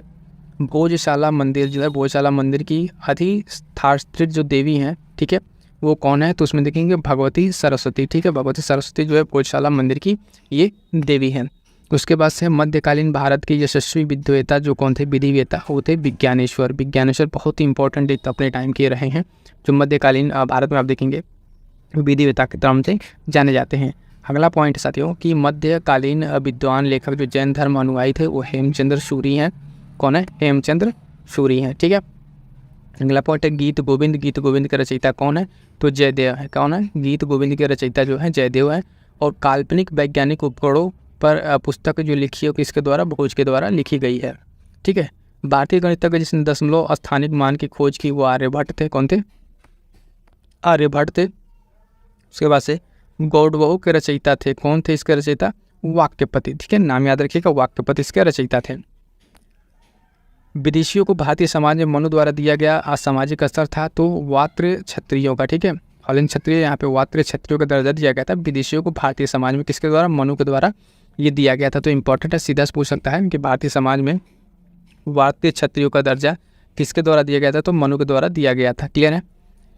अगला पॉइंट देखेंगे, इसमें कह रहा है कि प्राचीन भारतीय विचारकों में से विधि व्यवस्था की सर्वाधिक व्यवस्थित रूप से व्याख्या की है तो मनु ने की है। और मानसोल्लास शीर्षक ग्रंथ की रचना की थी तो सोमेश्वर थर्ड ने। किसने? मानसोल्लास शीर्षक की ग्रंथ की रचना किसने की थी? सोमेश्वर थर्ड ने की थी। तो यहाँ तक आप देख रहे हैं, यहाँ तक हमारा जो है आप पूरा देखेंगे कंप्लीट हो गया। प्राचीन इतिहास के जो साहित्य और साहित्यकार थे ये पूरा कंप्लीट हो जाता है। क्लियर है? यहाँ सब देखेंगे हम लोग पूर्व मध्यकाल। ठीक है, ये जो 800 से 1200 ईस्वी है एनसीईआरटी में, इसको देख लेते हैं। तो इंपॉर्टेंट पॉइंट है, थोड़े से प्रश्न होंगे, इसको भी कंप्लीट कर ही लेते हैं। इसमें पहला कह रहा है कि सुमेलित करने के लिए दिया हुआ है। क्या कह रहा है? सुमेलित करने के लिए दिया हुआ है सूची 1 और सूची 2। तो इसमें सुमेलित कैसे करना है देखना है। मैं ऑलरेडी सुमेलित है। सर्ववर्मन ये संबंधित है किससे? असीरगढ़ का जो ताम्रपत्र है वो संबंधित है किससे? तो सर्ववर्मन से। उसके बाद एक नाम है ईश्वर वर्मन, ये जौनपुर प्रस्तर अभिलेख है, इनसे संबंधित है। ईशान वर्मन, इनका जो है हरहा पाषाण अभिलेख इनसे संबंधित है। और जीवित गुप्ता सेकंड, देव वर्णाड अभिलेख। अब ये क्या नाम थोड़े से डिफिकल्ट लग रहे होंगे, लेकिन देखिए अगर प्रश्न जब रिपीट करेंगे तो यहीं से ऑप्शन लेके बना के आपको दे देंगे। तो चारों के चारों नाम बहुत ही इंपॉर्टेंट है, ध्यान रखिएगा। खास करके ऊपर का 2 नाम, असीरगढ़ का ताम्रपत्र और जौनपुर का प्रस्तर अभिलेख, ईश्वर वर्मन और सर्ववर्मन का। ठीक है, अगला पॉइंट देखेंगे कि चंदेल वंश का प्रथम शासक था, तो कौन था? नन्नुक। ठीक है, नन्नुक था कौन सा? चंदेल वंश का प्रथम शासक। अगला पॉइंट कि होयसल वंश के प्रथम स्वतंत्र शासक विष्णुवर्धन ने अपनी राजधानी बनाई थी, तो कहाँ पे? द्वार समुद्रम में। कहाँ पे? द्वार समुद्रम में बनाई थी इन्होंने अपनी क्या? पहली राजधानी। राजवंश का जो कन्नौज पर आधिपत्य स्थापित करने में त्रिकोणीय संघर्ष में उलझे हुए थे, तो ये ट्राइगुट अलायंस था। ठीक है, ये संघर्ष एक तरीके से 3 का, तो बहुत ही महत्वपूर्ण है। पाल, प्रतिहार और राष्ट्रकूट मोस्ट इंपॉर्टेंट है, बहुत बार ये एग्जाम में पूछा हुआ है, पाल, प्रतिहार और राष्ट्रकूट। तो अब देखेंगे कि ये जो त्रिकोण है इनका त्रिपक्षीय संघर्ष के नाम से भी जाना जाता है, तो बहुत इंपॉर्टेंट। विक्रमशिला विश्वविद्यालय के संस्थापक थे, तो कौन थे? धर्मपाल। ठीक है, धर्मपाल के द्वारा स्थापित ये विक्रमशिला विश्वविद्यालय है। अगला पॉइंट है कि गोविंद चंद्र अग्रवाल जो है उनकी एक रानी कुमार देवी ने धर्मचक्र जीन विहार बनवाया था। कहाँ पर बनवाया था? तो सारनाथ में। कहाँ पे? सारनाथ में बनवाया था। तो ये चीज़ इंपॉर्टेंट है, ध्यान दीजिएगा। अगला पॉइंट देखेंगे, हिरण्यगर्भ धार्मिक कार्य कराया था, तो किसने? दंती दुर्ग ने। ठीक है ना, किसने? दंती दुर्ग ने। अगला पॉइंट है कि रामानुज के अनुयायियों को कहा जाता है, तो उनके अनुयायियों को कहा जाता है वैष्णव। क्या कहा जाता है? वैष्णव का अनुयायी कहा जाता है। ठीक है, तो रामानुज जी के अनुयायी कहलाते हैं। अगला पॉइंट है द्वार समुद्रम राजवंश की राजधानी थी, तो क्या? होयसल। ठीक है, किसे? होयसल। द्वार समुद्रम जो है किस राजवंश की राजधानी थी? तो ये होयसल की राजधानी थी। पाल वंश के संस्थापक कौन थे? तो गोपाल। ठीक है, कौन? गोपाल जो है आप देखेंगे ये पाल वंश के संस्थापक थे। अगला पॉइंट देखते हैं, अगला पॉइंट कि पाल वंश हो गया। ठीक है, कदम राजाओं की राजधानी कहाँ थी? तो वनवासी। ठीक है, अभी हाल फिलहाल में कदम काल चर्चा में रहा है, बुआ का जो। ठीक है, यहाँ पे कुछ अभिलेख मिले पुराने, तो ये चर्चा में रहा है, तो इसलिए इंपॉर्टेंट भी है। समकालीन समाज के पाखंड एवं भ्रष्ट आचरण को उद्घाटित करने के लिए अनेक ग्रंथों के लेखक थे। ठीक है, तो क्षेमेंद्र। ठीक है, नाम याद रखिएगा, क्षेमेंद्र इनका। अगला पॉइंट, चंदेल राजा जिसका एक अन्य नाम लक्ष्मण वर्मन था, तो वो है यशोवर्मन। कौन? वो राजा जो है आपका देखेंगे यशोवर्मन, ये राजा यहाँ पे आपको देखने को मिल जाएगा। ठीक है, अगला पॉइंट देखेंगे, इंपॉर्टेंट ये भी है, देखिएगा। एक नए संवत चलाने का यश प्राप्त किया लक्ष्मण सेन ने। किसने? लक्ष्मण सेन ने। चंदेल शासक जो महमूद गजनवी से पराजित नहीं हुआ था, तो विद्याधर। किसने? विद्याधर एक ऐसा शासक है, ये देखेंगे आप, ये ऐसा चंदेल शासक है जो महमूद गजनवी से पराजित नहीं हुआ था, तो नाम याद रखिएगा विद्याधर। और जुजाक भुक्ति प्राचीन नाम था, तो बुंदेलखंड का। ये यूपी स्पेशल का भी प्रश्न है, ये पूछा जा चुका है। ठीक है, कितनी बार ये पूछा गया है प्रश्न, ये तो उसको ध्यान देंगे। ठीक, अगला पॉइंट है, ये जुजाक भुक्ति मेंस में ही प्रश्न आ चुका है इस पे, बुंदेलखंड के सांस्कृतिक कल्चरल पे, तो यहाँ भी ध्यान दीजिएगा इसको। अगला है जुजाक भुक्ति हो गया। कलिंग नरेश खारवेल संबंधित थे, तो चेदी वंश से। और इनका खारवेल का संबंधित चेदी वंश से। इनका एक जो है अभिलेख जो हाथी गुम्फा अभिलेख इनका हमने बता चुका है, काफ़ी इंपॉर्टेंट है, ये ध्यान रखिए, खारवेल से संबंधित। अगला पॉइंट है, शिक्षा के लिए एक महान केंद्र विक्रमशिला महाविद्यालय का निर्माण करवाया था धर्मपाल ने। और राणा कुंभा ने संगीत पर एक ग्रंथ लिखा है, उसका नाम था संगीत राज। क्या नाम था? संगीत राज नाम था उसका। क्लियर है? आइए नेक्स्ट देखते हैं। अब ये जो है इंपॉर्टेंट था, कंप्लीट हो गया पूर्व मध्यकाल। अब जो मिसलिनियस, ठीक है, संपूर्ण प्राचीन इतिहास से आप देखेंगे जो मिसलिनियस है, जो किसी भी नहीं आ सके एकदम वाला पॉइंट है, वो पॉइंट आपको यहाँ पे देखने को मिलेगा। 3 सारे पॉइंट्स को भी कवर अप कर लेते हैं। ठीक है, इस तरीके से पूरा हमारा क्या हो जाएगा, एंशिएंट वाला पार्ट कंप्लीट हो जाएगा। चलिए, तो विविध ये देखिएगा, वह पुरातत्व स्थल जहाँ से सुपारी के 2 कार्बनकृत ब्रिज पाए गए हैं, बीज पाए गए, तो वटगल। ठीक है, अगला पॉइंट कह रहा है कि यहाँ पे सुमेलित करना है, शासक और राजवंश को सुमेलित करना है। तो गोविंद III जो है ये राष्ट्रकूट वंश का शासक रहा है। वत्स राज की अगर हम बात करें तो गुर्जर प्रतिहार वंश का ये शासक रहा है। देवपाल की बात करें तो पाल वंश, और नरसिंह वर्मन फर्स्ट जो है ये पल्लव वंश का शासक रहा है। तो बहुत इंपॉर्टेंट है, जो शासक रहते हैं, खासकर हमने बताया था आपके दक्षिण वाले रीजन में बात करें, जो वाला रीजन इधर जो भी डायनेस्टीज हुई हैं। ठीक है, यहाँ पे आपको जो भी शासक हुए हैं उनके कुछ इंपॉर्टेंट काम वो आपको ध्यान रखने हैं। अगला पॉइंट है हमारे पास कि औरंगाबाद जो स्थित है, महाराष्ट्र के औरंगाबाद में क्या स्थित है, तो अजंता की गुफाएं। ठीक है, मोस्ट इंपॉर्टेंट अजंता एलोरा की ये गुफाएं। ठीक है, बाघ की गुफाएं, सारे गुफाएं महत्वपूर्ण है। ठीक है, तो इसको ध्यान रखना है। पर्यटक स्थल दिया हुआ है, ठीक है, और स्थान दिया हुआ है। कबीर की समाधि कहाँ पर है, तो आप सब जानते हैं मगहर में है। ये उस समय चर्चा में तब था जब प्रेसिडेंट रामनाथ कोविंद वहाँ पे पहुँचे हुए थे कबीर की समाधि स्थल पे मगहर बस्ती, ठीक है। ये उत्तर प्रदेश में आपका पड़ेगा, कहाँ पे? उत्तर प्रदेश में आपका पड़ेगा। सलीम चिश्ती की दरगाह फतेहपुर सीकरी, है ना। गोविंद देव मंदिर वृंदावन, और बौद्ध स्तूप आप जानते हैं कुशीनगर, ठीक है। बौद्ध स्तूप कहाँ पे? कुशीनगर। अगला प्रश्न जो इम्पोर्टेंट देखेंगे, राजवंश फिर से आने और राजकीय प्रतीक। तो परमार का क्या प्रतीक था? सूर्यदेव थे, ठीक है। और मलय केतु का वराह, ठीक है। इन लोगों का अपराज्य प्रतीक ही वराह था, जो विष्णु का वराह अवतार वहाँ से इन्होंने इसको लिया है, ठीक। और चंदेल का क्या था? राज्य लक्ष्मी। उसके बाद से गुर्जर प्रतिहार का देखेंगे तो भगवती, गुर्जर प्रतिहार का क्या हो जाएगा? भगवती हो जाएगा। अगला देखेंगे सुमेलन, यहाँ पे विहार दिया हुआ है और राजा दिया हुआ है। तो जगदल विहार जो है रामपाल, ठीक है। विक्रमशिला धर्मपाल, सोमपुर विहार धर्मपाल, और सलबन विहार जो है श्री भवदेव। तो ये जो इनके द्वारा बनवाया गया है धर्मपाल के द्वारा, ये इंपॉर्टेंट है, दोनों ध्यान दीजिए, विक्रमशिला और सोम विहार, ये इंपॉर्टेंट है, इसको ध्यान दीजिएगा, ठीक है। अगला पॉइंट देखते हैं। अगला पॉइंट हम देखेंगे, शासक जिसने सिंघल द्वीप के विरुद्ध 642 ईस्वी में समुद्री अभियान 2 समुद्री अभियान किया था, नरसिंह वर्मन फर्स्ट। ये ऐसे शासक है, महत्वपूर्ण शासक हैं। आप देखेंगे कि ये क्या किए थे? समुद्री अभियान भेजे थे, किसके विरुद्ध? सिंघल द्वीप के विरुद्ध भेजे थे। प्राचीन में श्वेतांबर जैन मंदिर स्थित है, ठीक है। प्राचीन जो श्वेतांबर मंदिर है वो पालिताना गुजरात में है। अभी ये मोस्ट इंपॉर्टेंट लगाइए, क्योंकि अभी इस बार के जो भी एग्जामों का वहाँ एक प्रश्न आपको करंट अफेयर से भी आएगा। पालिताना ये जो शहर है गुजरात का, यहाँ पे आप देखेंगे उसने पहली बार मांस की सार्वजनिक बिक्री पर प्रतिबंध लगा दिया है। क्या कर दिया है? मांस की सार्वजनिक बिक्री पर प्रतिबंध लगा दिया। तो यहाँ से आपका ये भी पूछ सकता है कि पालिताना में कौन सी मंदिर? तो जैन मंदिर है, और करंट में चर्चा में रहा है। तो ये चीज़ें हमने करंट अफेयर में कवर की हैं, इंपॉर्टेंट है, ध्यान दीजिएगा। विदेशी व्यापार से संबंधित संस्था थी, ठीक है। तो नाना देशी एवं नगरम, ठीक है। नाना देशी एवं नगरम जो है विदेशी व्यापार से संबंधित है ये। अगला पॉइंट देखेंगे, कह रहा है कि उद्दालक आरूणी प्रसिद्ध दार्शनिक थे। तो ये जो है कुरु पांचाल के थे। कहाँ के? कुरु पांचाल के। और बीज गणित के क्षेत्र में विशेष योगदान किसने दिया है? तो भास्कर ने। किसने? भास्कर ने विशेष योगदान दिया है, ध्यान दीजिएगा, बीज गणित के क्षेत्र में।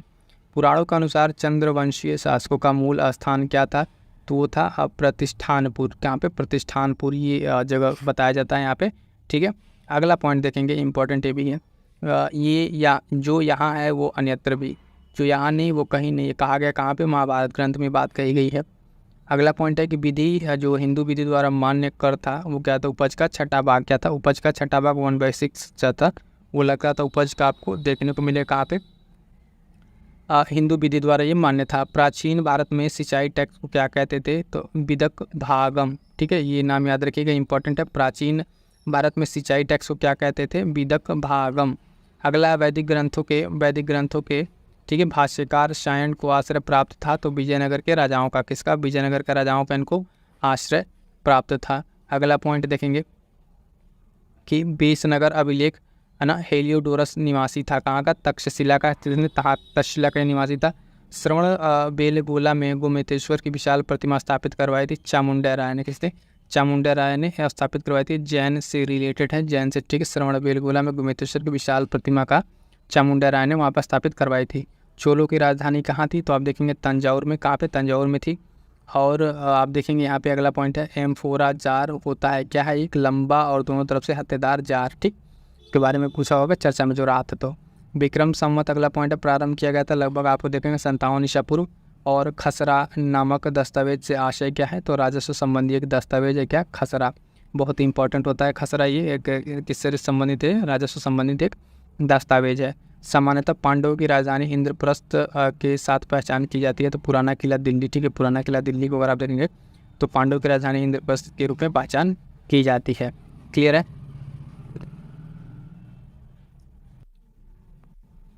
अब यहाँ पे देखेंगे तो ये कंप्लीट हो गया आपका एंशिएंट, ठीक है। उसके बाद मध्यकालीन है। इंपॉर्टेंट चीज़ ये कि पर्यावरण से रिलेटेड जो PYQ का मैं कह रहा हूँ, अब ये पर्यावरण से रिलेटेड एक पहला टॉपिक आ गया है। यहाँ से प्रश्न आपको मिलेंगे ही मिलेंगे।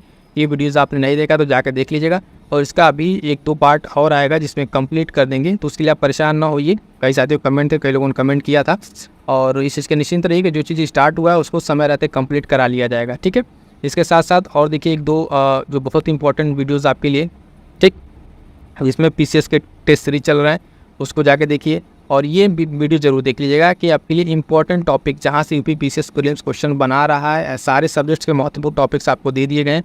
वो टॉपिक्स को अपने साथ रखिए, उसको अच्छे से पढ़िए, अच्छे से पहले तैयार कीजिए। साथ ही साथ दोस्तों ये बूस्टर सीरीज PYQ का जो PYQ निचोड़ है इसको कंप्लीट कीजिए और इसका नोट्स बनाइए। अंत में यही आपको रिवीजन में काम आएगा। और करंट अफेयर के लिए जैसा कि हम बता रहे हैं कि वीडियोस आप सिर्फ कर लेंगे, इसका नोट्स बना लेंगे तो आपको और चीज़ करने की ज़रूरत नहीं पड़ेगी। तो इन्हीं सब शुभकामनाओं के साथ आपको ये चीज़ें सेशन कैसा लगा कमेंट करके ज़रूर बताइएगा। मिलते हैं किसी नेक्स्ट वीडियो में, तब तक के लिए थैंक यू सो मच।